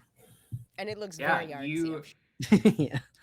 you salamander silver surfer Yeah. Iceman your way on a jet of lava snowboarding up onto the stage, splashing Lyriax with the caustic heated liquid. Yeah. Probably Does feels like a she nice roll warm for- spring rain for. Yeah. She'd make a deck saving throw, DC 13. She fails. Get She wrecked. is chained in spot, so kind of hard to make dex saves. Yeah. So she's gonna take 5d8 fire damage. And 5d8 necrotic damage. So if anybody Beautiful. has 10d8s they could roll for me, that'd be cool. I can give you do 3 that real D8s. quick. She's on the All right. I've got 38 damage, which is nasty.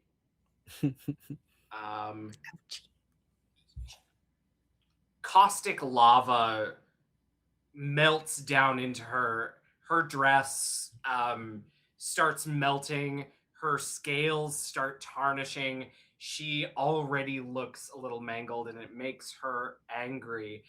The dress melts off of her, the left side of her body, and 3 of her breasts are just free to the world to see, which she's not angry about, but she's angry about getting hit. After you, the medium Patrioshka brother stands up saying, "Must protect Lyriax." Paraffin, you are on deck, but this one I think will go after Paraffin since Paraffin landed so close to Lyriax. Oh, and Paraffin, as you were doing this sick surfing lava move, the eye, the small black orb now ringed in the colors of the suns, flickers to you for just a second as you attack her. But the medium go-go dancer brother charges at you and will attack you 3 times. What is your armor class? It is 22. All right, I need a dex save as you take. I rolled super well. 1 hit, you take 6 damage, but maybe the dex save will be better or worse. 16. And this go-go boy reaches into his underwear, pulls out another 6-foot-long spiked chain, and swings it around at the top of his head, and it rakes across your flaming form, doing negligible damage. After this go-go dancer, Paraffin, it is your turn. Everyone's doing such a great job. I guess I'll go help. I can't wait to see your contributions, honey. Like, I'm jazzed. I'm so excited. Don't watch everybody run up. It's like, all right. Yeah, we'll set down the bag, leaving the list there. And how far would you say my spot was to the stage? I would say you were probably a bit closer, so you were probably like hey you and about 60 feet from Lyriax and 10 feet from the front stairs to the stage. Okay, that means I do have to use Step of the Wind, but that's fine. Oh no. Oh Oh, shucks. no, I guess I'll use my bonus action and use a key point for that. But she will basically just jump out of her seat halfway there, getting her 50 feet, and then gets the other 50 feet going up around her, just starts punching her in the back of the head. But just like she did to her sister a day before. If it's good enough for the bitch, it's good enough for you. This is what we gotta do. You take a running leap. You run up the stairs and then leap all the way over the circular fiery pit in the center of the stage, landing on the backside of Lyriax. And Lyriax, as you jump over her neck bends backwards, and you can see her lips form the words, "Not you too." A2. Oh no. Oh no, you've betrayed her. How could I? How could you do this? First one is an 18 to hit. The second one is 21 to hit. Those both hit. Lyriax has an AC of 18. Okay. In her natural armor, these scales are hard. And that I understand. I also have a pretty high AC with just wearing candle wax. So Solid wax. normal.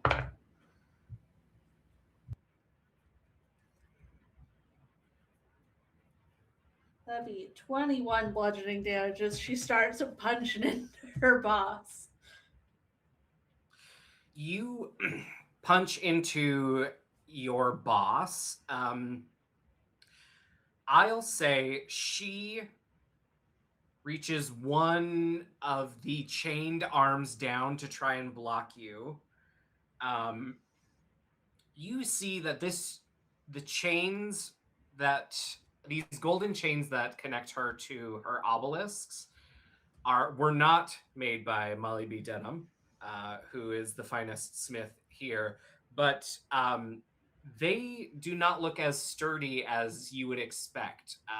And I'll let you decide, do you want to do this damage to Lyriax, or do you want to do this damage to the chain?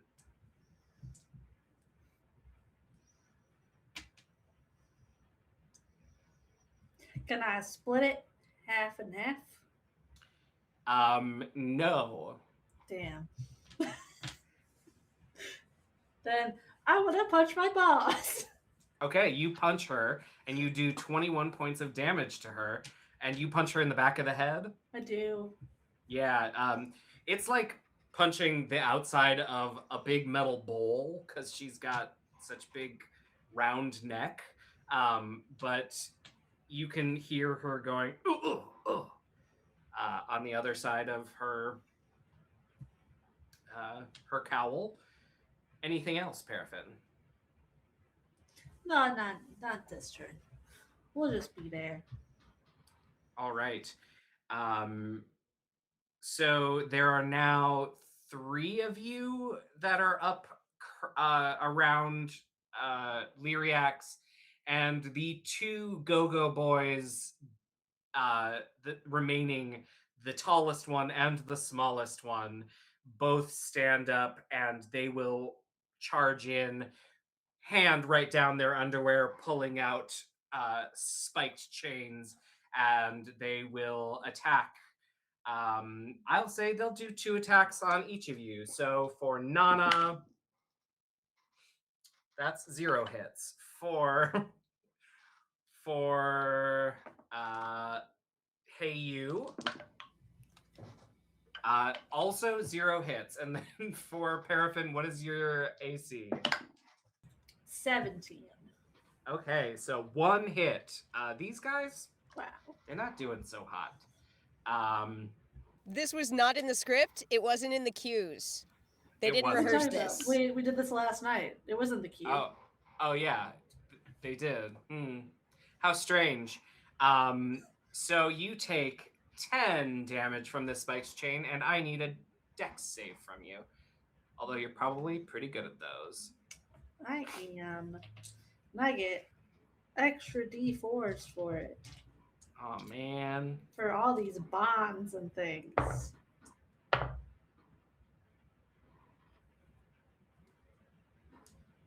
There's a lot of numbers. Hold on. 31? Yeah, you avoid whatever backslash was gonna happen with the spiked chain. And as a villain action, after these turns, she will raise all 6 of her hands and put the palms to the sky, and she will shoot beams out of each of these 8 fire fairies that are swirling around her. And she will shoot beams at all 5 of you. I need a wisdom saving throw. Now remember, you all have a D4 and a D4.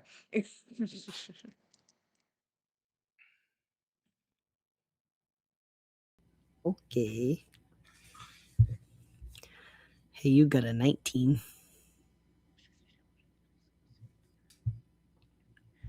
33. Okay. 23. Anybody? 17? 9. Hey. Oh, All right. no, Molly! Oh, no, Molly! Paraffin and Molly, you are struck with a beam that doesn't do any damage. Yay! Hooray! But it does make you feel funny. Mm. And I'll say, on your turn, you could interrogate that funny feeling, or you could ignore it. But you won't know until it happens. What's going to happen? And at the end of those 2 guys' turns, we're back around to the top. Gudia, things are popping right off. She's like, that's crazy. I just sort of stood up and wiggled a bit, and then, and then this is what happened. If I move my full movement, am I able to get her or the chains or the slutty little guys within a 15-foot radius of me? You are able to only get one of the chains, and probably one of the guys. You just do not have enough movement as a plasmoid to get up all the way in the mix without extra. That's okay. I can wait. But that's enough for me.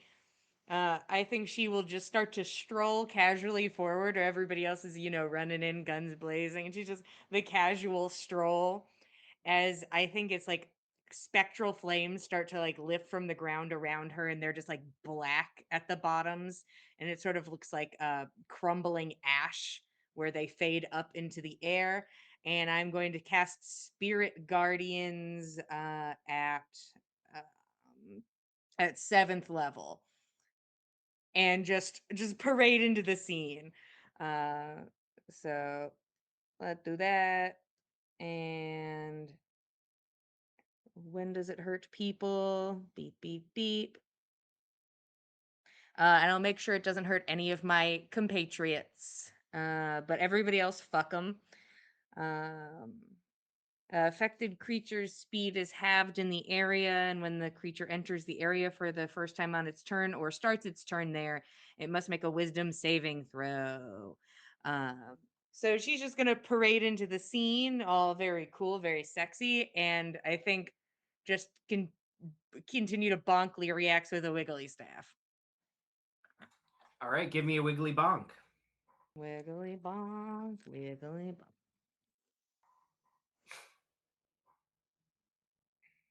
26 to hit.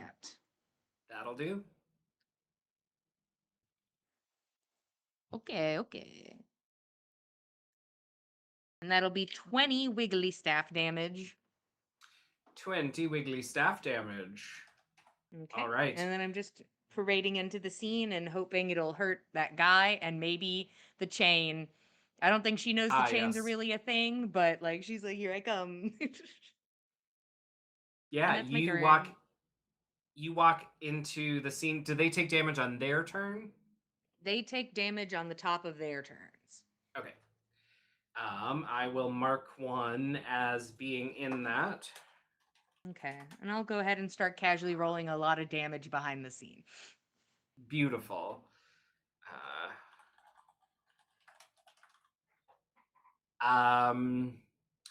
Okay. So after you, Gudia, it is Lyriax. And after Lyriax will be Nanna. So you're on deck. On Lyriax's turn, she will first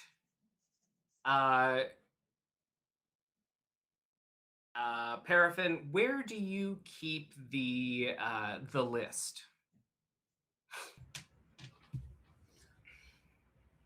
I think she shoved it inside the glove when she came up there. Okay.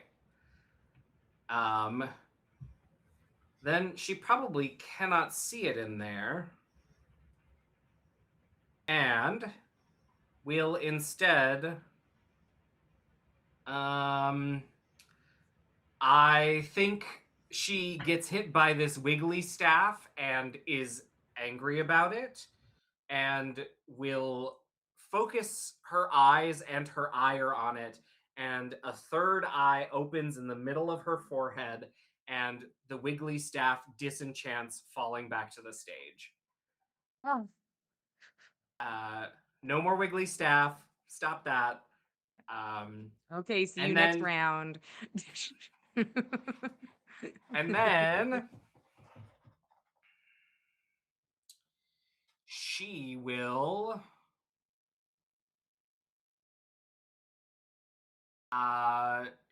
target. I need a strength save from Nana and Hey You. And then I need a constitution save from Paraffin. And a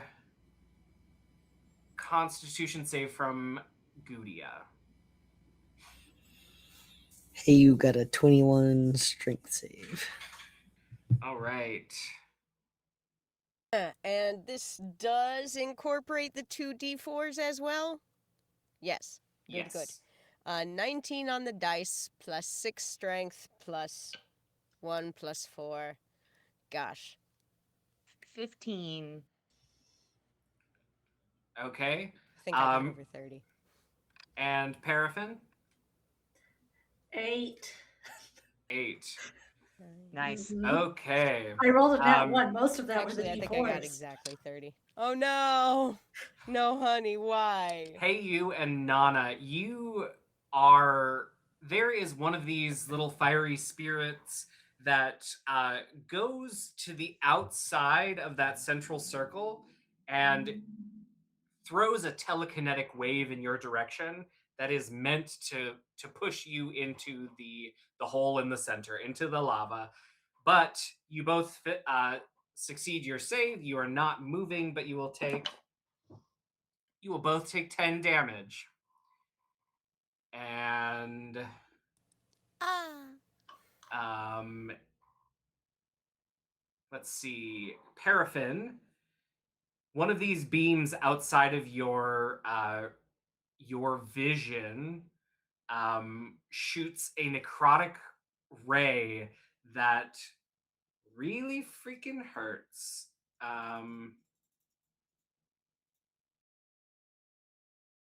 63 damage. Sh- this No. this beam, you can tell, is the nasty one. It pierces your shoulder going all the way through, and it hits the stage behind you, creating a spot where you feel like you could step through the steel grating into and fall into the lava. Bad. And then Gudia, the final fire spirit to act on Lyriax's turn, comes and swirls around you, leaving a noxious cloud. And you are poisoned. Oh, I have advantage against being poisoned, but I already rolled with advantage. And you are poisoned. Okay, cool. Sorry, I was reading all my shit about poison for a second. Think Boo! I am poisoned. Um, Goo. you get a new save at the end of each of your turns. After Jillian, how bad did you fail your save? I got a 15. I don't know. Take an extra 5 to that. Okay, I got a 20, Joshua. you are not poisoned. Yay! Yay! Look at these erstwhile heroes working together. Makes, Wow. makes eye contact with Molly across the stage, just wreathed in fire. Oh. Wow. Meanwhile, I'm almost Just dead. through the telepathic bond. Duck, my angel. Just whatever counts for flash of genius to get you out of that. Beautiful. Oh. And that is the end of Lyriac's turn. You can tell that with her two free hands, she is kind of conducting and moving these motes of fire. And she has the chains grasped in her other four hands, glowing slightly with the same orange hue as these little fire spirits. Um, Another fire spirit belches out of the center and it crawls up onto the stage, confused and scared at the carnage happening around it. But it's not going to join initiative. We'll see if it survives. Nanna, it is your turn. All right, okay. So, Nanna is going to use her bonus action to Hunter's Mark upon this lady here. And of course, it looks fiery and gorgeous and beautiful as this magical effect settles upon her. And then Nanna is going to, I think, try to uh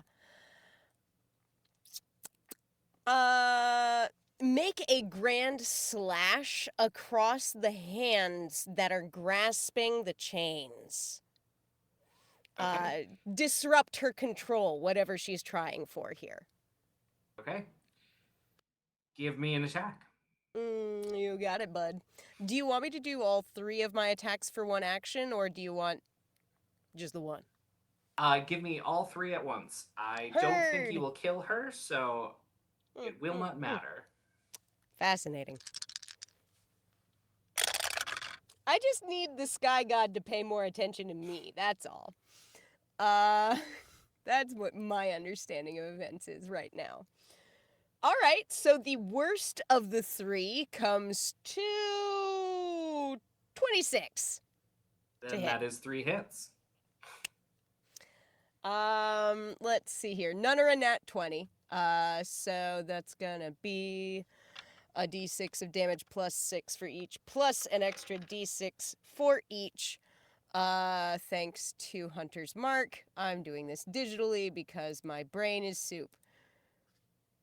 D6. Yes. Yes. Oh. Okay.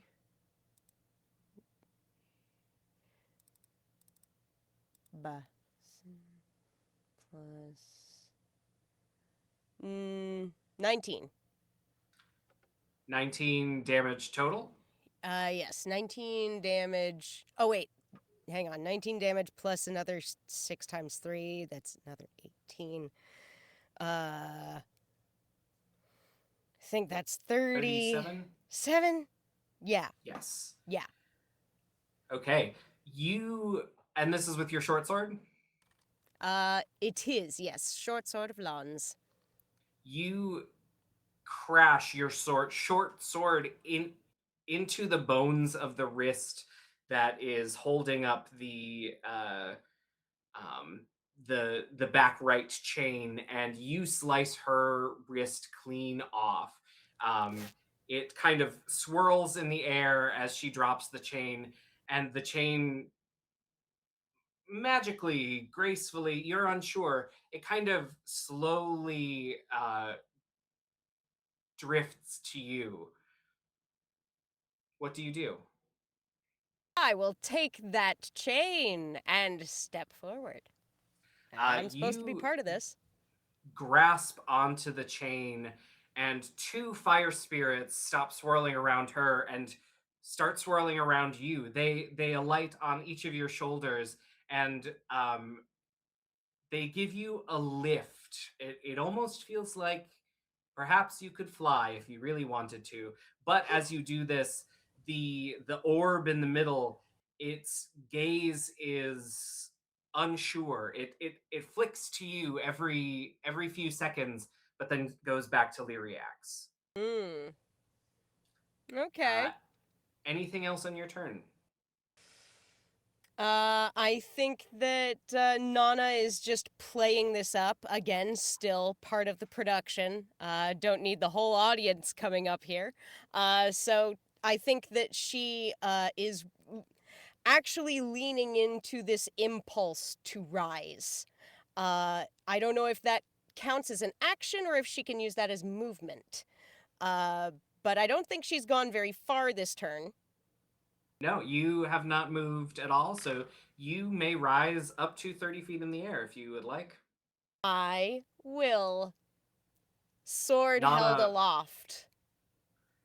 floats gracefully tethered to the earth, the plane of fire, by a golden chain above the stage.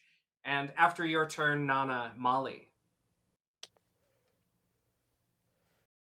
What's going on with this wisdom save I failed?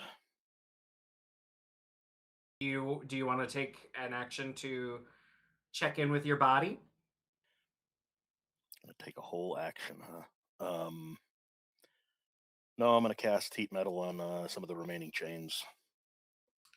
Okay. As you cast heat metal, you take 14 psychic damage. Okay. But it does not. It is as you are casting it. not affecting its concentration. So you Okay. cast it and you take the damage, and you do heat metal on what? On one of the remaining chains, one of the ones, Okay. the one that she's grasping. Okay. She has got 3 in her hands. You can either do the one that is still attached behind her, or one of the 2 to the front of the stage.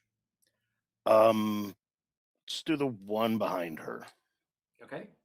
and that's 8 points of damage. Okay. And I will go ahead. You can see that even though she should be protected against flame, the chain glows bright and sears black lines into her flesh. She did say she Excellent. had to be humbled, yeah?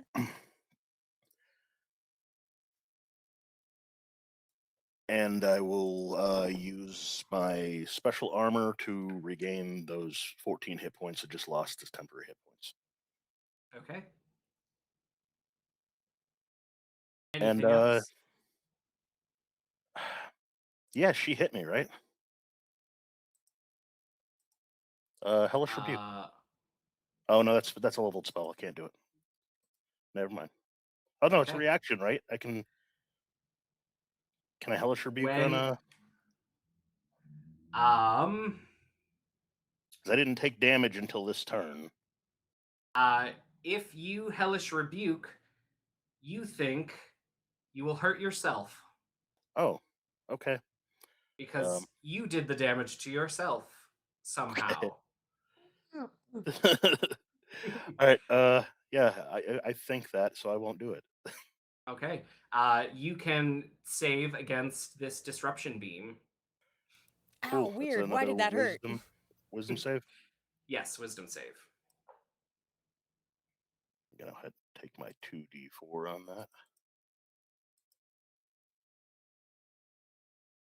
For a total of 15. You are still disrupted. Okay. Sorry about that. And after happens. you, it is the second largest Patrioshka brother who is going to. I think he is most afraid of the one who surfed on a gout of lava and will attack Heyu 3 times. That is 1 hit. All right, big boy. That is 1 hit, and I need a dexterity save. Oh. As you take 11 damage. 20 for that save. And it totally misses you with the backswing. I'll get one of you. I swear. You can try. But that is his turn. And now it is Heiyu's turn. Neat. And Our Lady is still alive.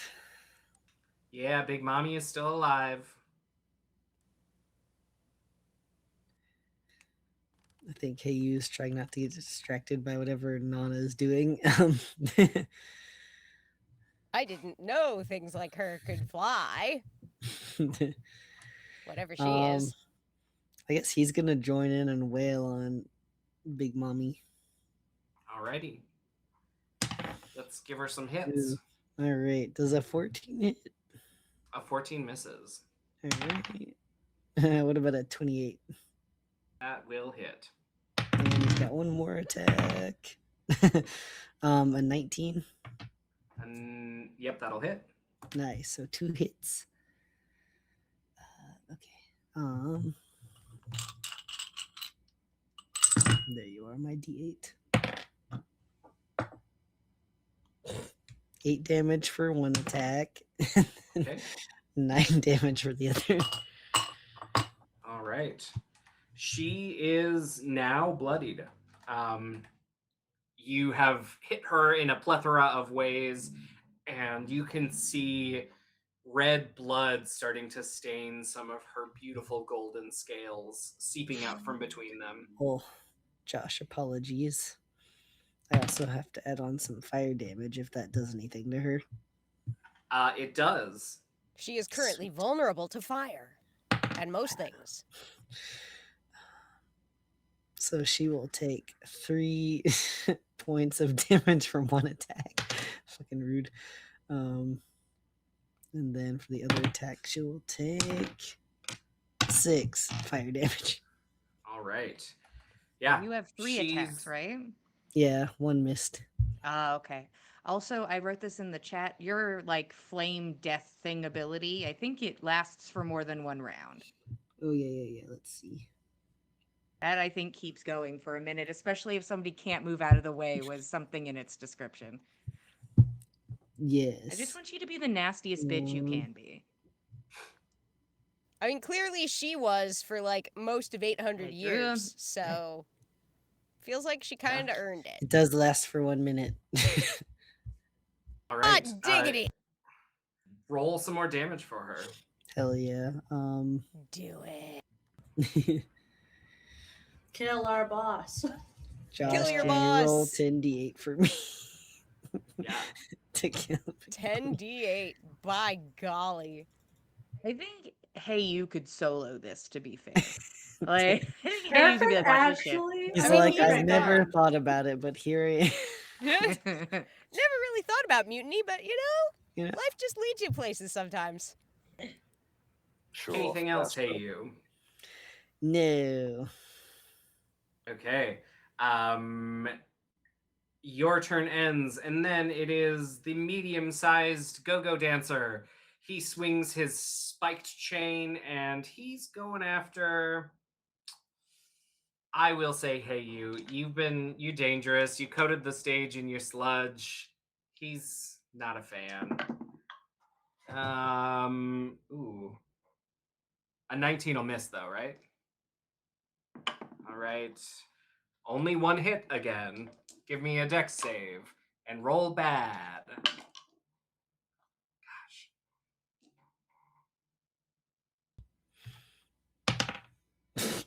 Nat 1.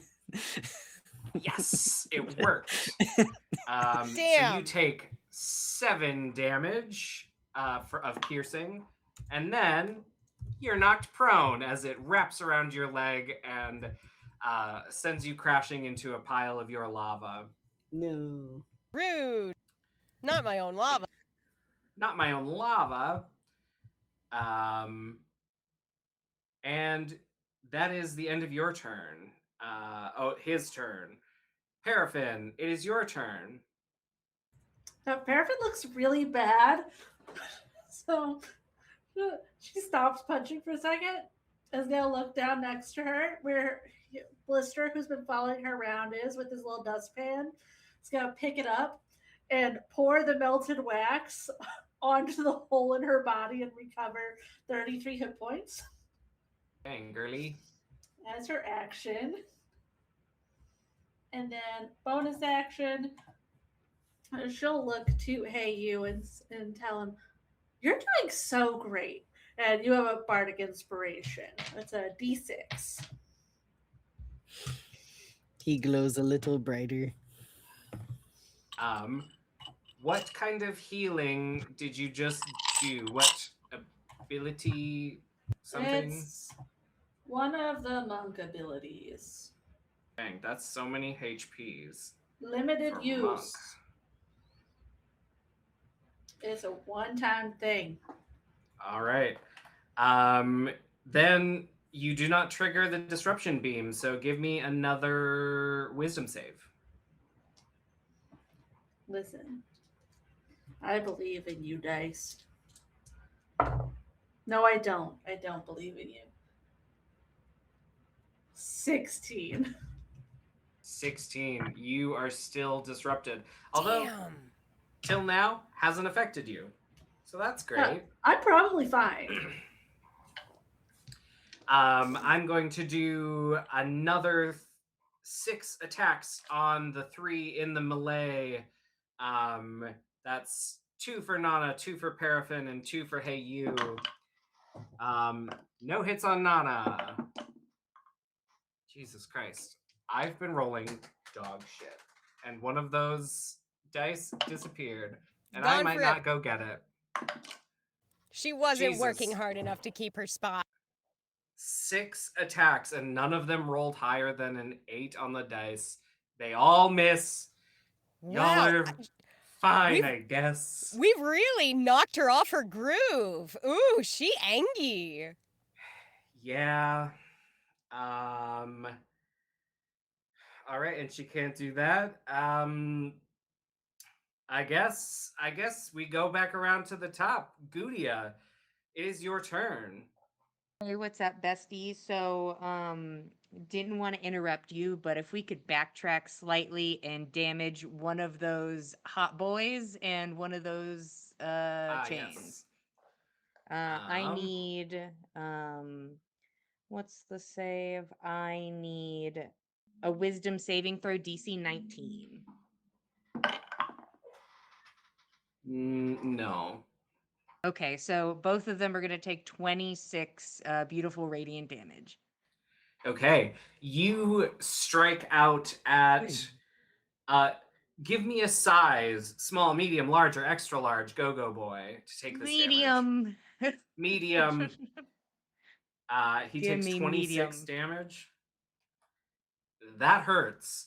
And the chain that is kind of going past him and you at the same time is burst as your spiritual guardians bite into it. What do your spiritual guardians look like? Um, I think they look like horrific faces that your mind makes in a fire. I think Ah, they are terrible roiling shadow, an image of the wretched flame. um, these wretched, flaming little motes um, make scary faces out at the audience, but as it shatters this chain, letting it go limp from her, I'll say the front left. So now she is chained to the opposite corners of the stage. Um, uh, the moat or the scary face kind of grabs it and presents it to you with a Oh, thank you. uh, there is a noise as it kind of continues to circle around you, and as you grab onto this chain, 2 of the motes of fire come and alight on your shoulders, your goo parts up top, hmm and Pseudo The goo shoulders. you ridges. the goo Suitors. ridges, and you feel lighter on your feet as well. Ooh. So now I will take my turn. Okay. After all of that. Um, and I will start walking forward. And I think it's sort of like just like walking up a staircase. Um, and I think after my third turn, I can close the distance on Lyriax. Yeah. Neat. Um, and I think she comes over and it's like, it's nothing personal. And I think gives her a little boop on the snoot, and is going to do a 6th level inflict wounds. Beautiful. You had to be Now she vulnerable, is remember, also in the bestie? radius of the spirit guardians. But for the Good. inflict wounds, me roll dice. Yes! Yay! A nat 20 on my birthday! Yay! How exciting! Uh, uh, uh. I'm gonna be Yes, here for a girl. second. Oh, I'm so happy for you. I'm happy for me. I'd use the Magic Online roller, but my MacBook is screaming so loud from just having D&D Beyond up that we're just gonna have to take a moment. And that's gonna be 8d10.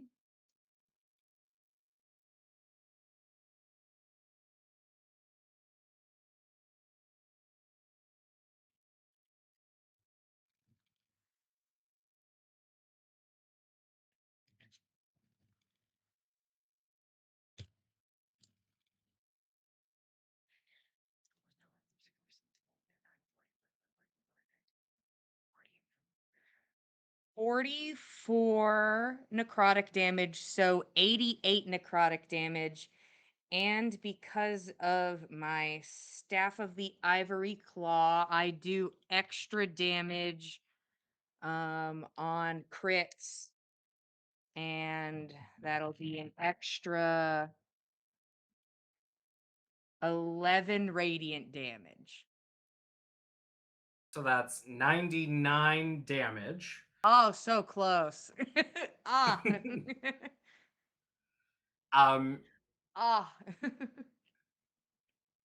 a few things happen at Mm. this juncture. You walk these imaginary steps up to lord over her, and you give her a little pseudopod boop on the Mhm. nose that delivers so much necrotic damage. Um, first, the chain wrapped around her top right or her top left hand Mm. burns and then explodes. And then the one around her front right hand burns and then explodes, leaving 2 stumps where she once had hands. She's now missing 3 of 6, I think, for those at home counting. Um, and then which shaves some of the damage off, but she is no longer connected to any of the golden chains. You have one of them, and the fire spirits that are kind of orbiting around her now seem listless. They lose some of their energy and begin floating lazily down toward the chains that are no longer in somebody's grasp. But she is still kicking. She looks awful. This Mm. would have killed her, but for her the magic she was wielding at the time. Um, Anything else on your turn? No, I think I'm good. I'm just wreathed in fire, looking cute. That's it. She Her body language says defeated already. She's missing 3 of her hands. She doesn't have her golden chains. She doesn't have these moats circling around her. Um, and her her tenor changes. She laughs. If I can't have it, then neither can you. I'll kill you. And she points at you and then points to the chain you have in your hand. And she shoots a ray from her finger, and the chain in your hand snaps, no longer attached to the obelisk, and the 2 fire spirits on your shoulders kind of gasp and then let go, and gravity once more affects you, and Gudia falls into the circle at the center of the stage, gone. Can I use that emboldening bond to interpose myself? So the thing with No. the emboldening bond is you'd be next to me. Both of us would just go into the fire together is kind of what would happen. Okay. Yeah, Lyriax knew that she couldn't attack Gudia directly and let her take the leash up to herself there. She will use the rest of her turn to scream and get herself some hit points back. Uh, she's not looking too good though. And Nanna, it is your turn. You have one of these golden chains. Now the orb, the eye that is radiating these colors of the sun, it stays on you, and then it looks like it's searching for something, and then it focuses back on you. What would you like to do on your turn? I would like to see if there's a way that I can telepathically let folks know that a 10-foot radius around our current foe might be a bad place to stand. She's going to go for a death from above, straight down pierce, with a shatter loaded on top of the hunter's mark. Okay. That's gonna be 3 hits. Can I think do you shatter have on to- each? Or I think you have to do shatter or the hits. You can cast the spell. I'll say in this Oh. momentous occasion, you can cast shatter with your first hit. But Okay. 3 shatters in a turn is crazy pants. That would be insane. That sounded a little bonkers, but I wasn't maybe paying the best of attention to the exact mechanics of when it could be engaged. But It's in okay. any case, Artificer is crazy. No one knows. that's true. Okay, so in that case, I'm going to roll my attack and see what we get. Alrighty. 22 to hit. That'll hit.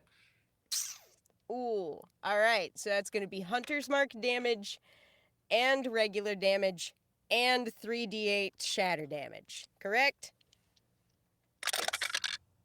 Nice. Alright.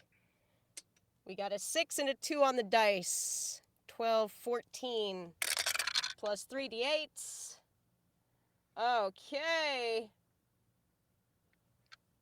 10 more points of damage. 24. All right. That is your first hit. Where are you aiming with that first hit? Let's see. I think that she is trying to bring this down directly on top of whatever seems like a heart on this big ol' snake lady. Probably between the titties. Yeah.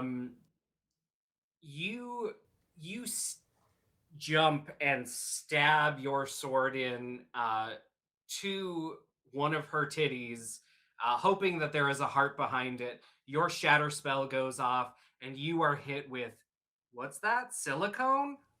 Crazy. Crazy. Silicone and snake blood. It's bad. Oh. She screams bloody murder, but she's still kicking. Wow, bestie, that's impressive. Okay. No biggie, no biggie.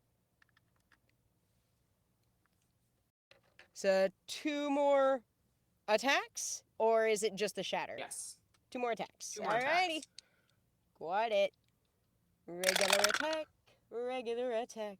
Alright, the worst of the 2 is a dirty 20. Both will hit then. Brilliant. Good. And you know what? I'm gonna put a little extra stank on this with a maneuver. I would like to make this... I was told to make me the center of attention for this to take me home.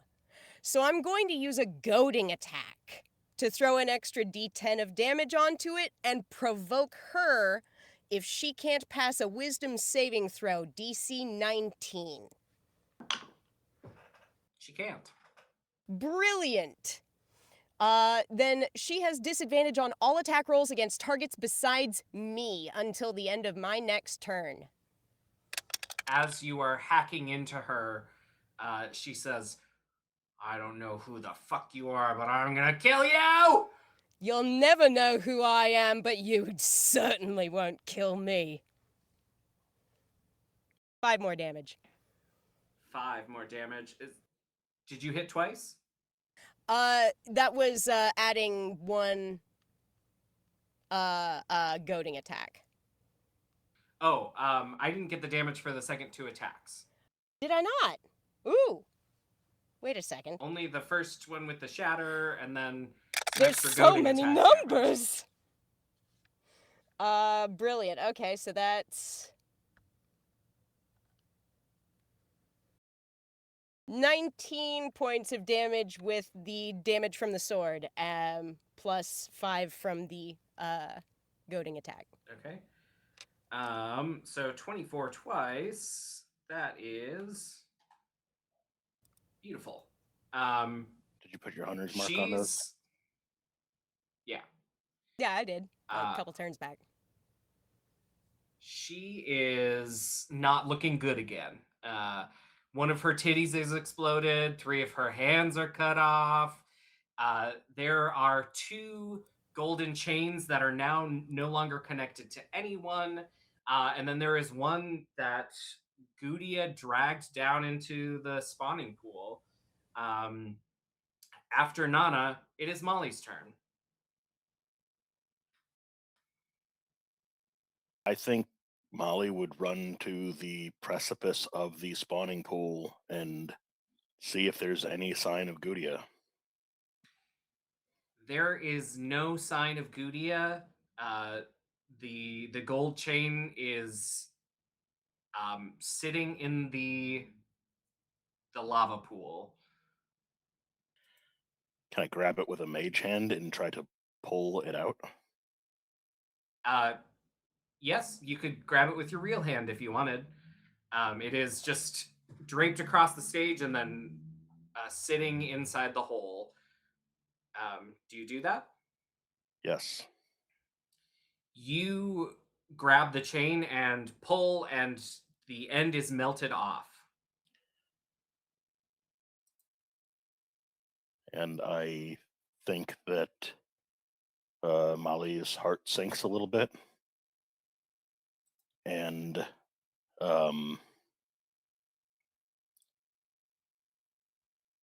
he's just gonna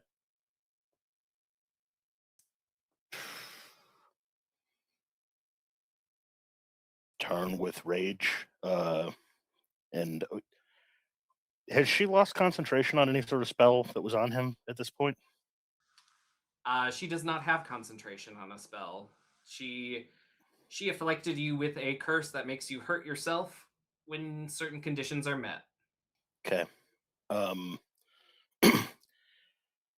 Gonna point his hammer hand at her and cast lightning bolt at 4th level. Beautiful. She no longer has disadvantage on dex save because she's not chained by 4 arms in place. Okay. And she rolls a natural 20. Damn it. But it still No. hits. No. No? She does I have not. silvery vibes. No. No. Cross natural. her name no. out! Cross her name out! Yeah, instead, she gets a 16. That'll fail.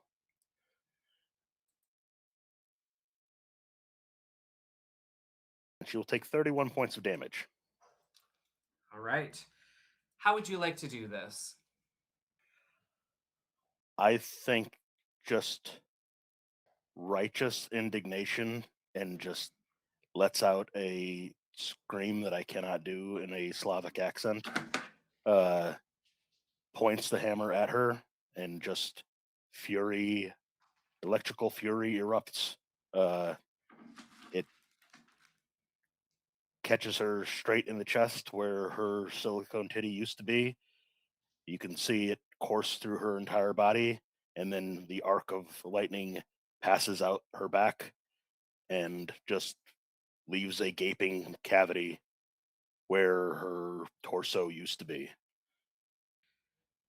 And with a sad, tired smile, Lyriax breathes her last and crumples to the stage. The eye is looking at Nanna, and then it is looking at Molly, and then the other 2. Wait, did anyone pick up another one? Okay, so it looks between you 2, still unsure, as 2 golden chains lay draped across the stage. What I think at this point, you hear the biggest Patrioshka brother say, "Dudes, fuck this. I guess we are out." And they start kind of backing away from the center of the stage, um, happy to leave unaccosted. That's Um, wise. Hey, you and Paraffin, you see her corpse. You see these two chains without uh, unattached to somebody, and then these four wisps of fire kind of unattached. What do you do?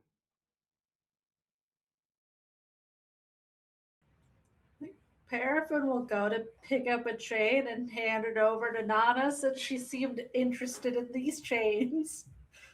I think, like, top of Nana's mind, assuming the telepathy is still happening, I think just you can all see, like, there is top of her mind. She knows there was a vision. She needs this power in order to go home. She doesn't want Gudia to be left in the soup, so if there's power enough to spare to help her out, she will. But she Okay. needs this. Or else it's And 34 years and you'll have to find somewhere to put her up. and hey, you also have access to one of the chains. What would you like to do with it?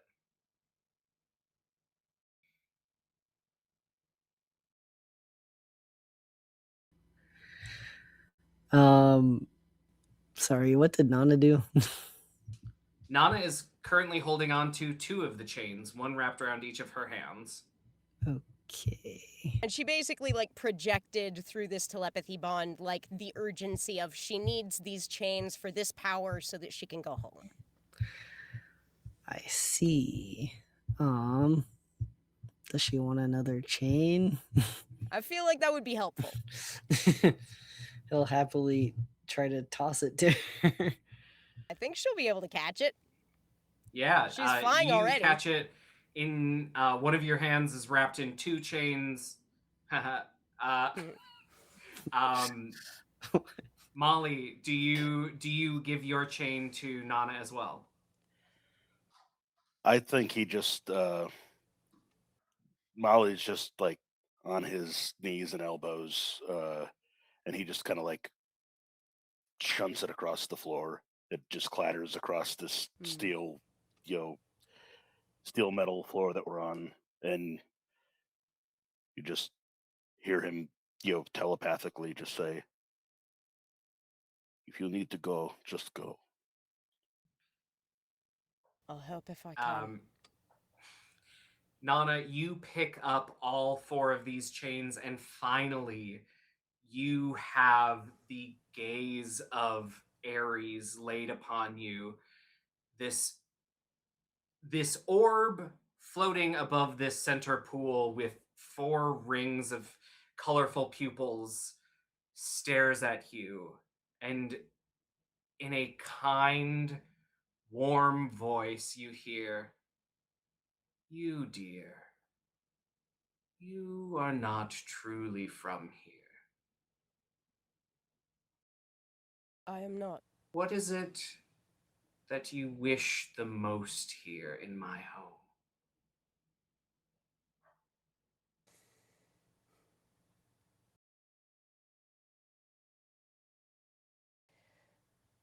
I wish for me to do no harm to your home, for this is not mine, and I wish not to leave it worse. I'd like to return home and leave things better here, if it can be done. I will do that and more, my child. The eye in the center blinks and falls. It disappears into the lava below. And in its place, a another orb floats up out of the lava. Um, an orb that looks small and gooey. Um, Perhaps the baby of one of your former friends, if you can call it that, and it is surrounded by the spectral form of Gudia. And it echoes through the area around you as you see this goo fetus, this goo baby. It starts flashing faces across its form. First Gudia, and then Hey You, and then Molly, and then Paraffin, and then yours, Nana. It lingers on yours for a long time, and then it is Lyriax, and then it is yours again, Nana, and then it flickers across the faces of all of those gathered here, and a voice echoes in the minds of everyone present, saying, "Again, the cycle begins anew. Ghost Mother," and you can see that the ghost surrounding this baby glows a little brighter.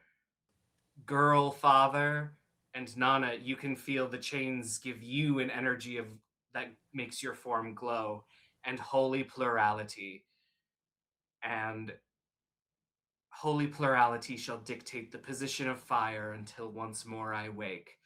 And from the audience, you can hear a pounding of a staff on the ground and then some jangling as Glorbius Goop says, "Hear, hear!"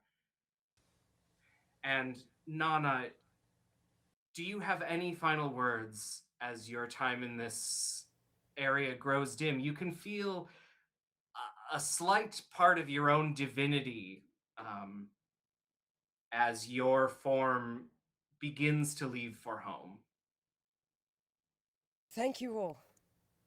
I won't forget. I'll visit if I can, but you'll never be far from me. I hope you be well. And in a gout of flame, Nana's form disappears, leaving nothing in its wake. The crowd is in disarray, confusion. They just witnessed the pronouncement of a new deity of fire, or at least what the people will worship for the next 800 years. The spotlights circle around the audience until they land back at the entrance, where you see a tall,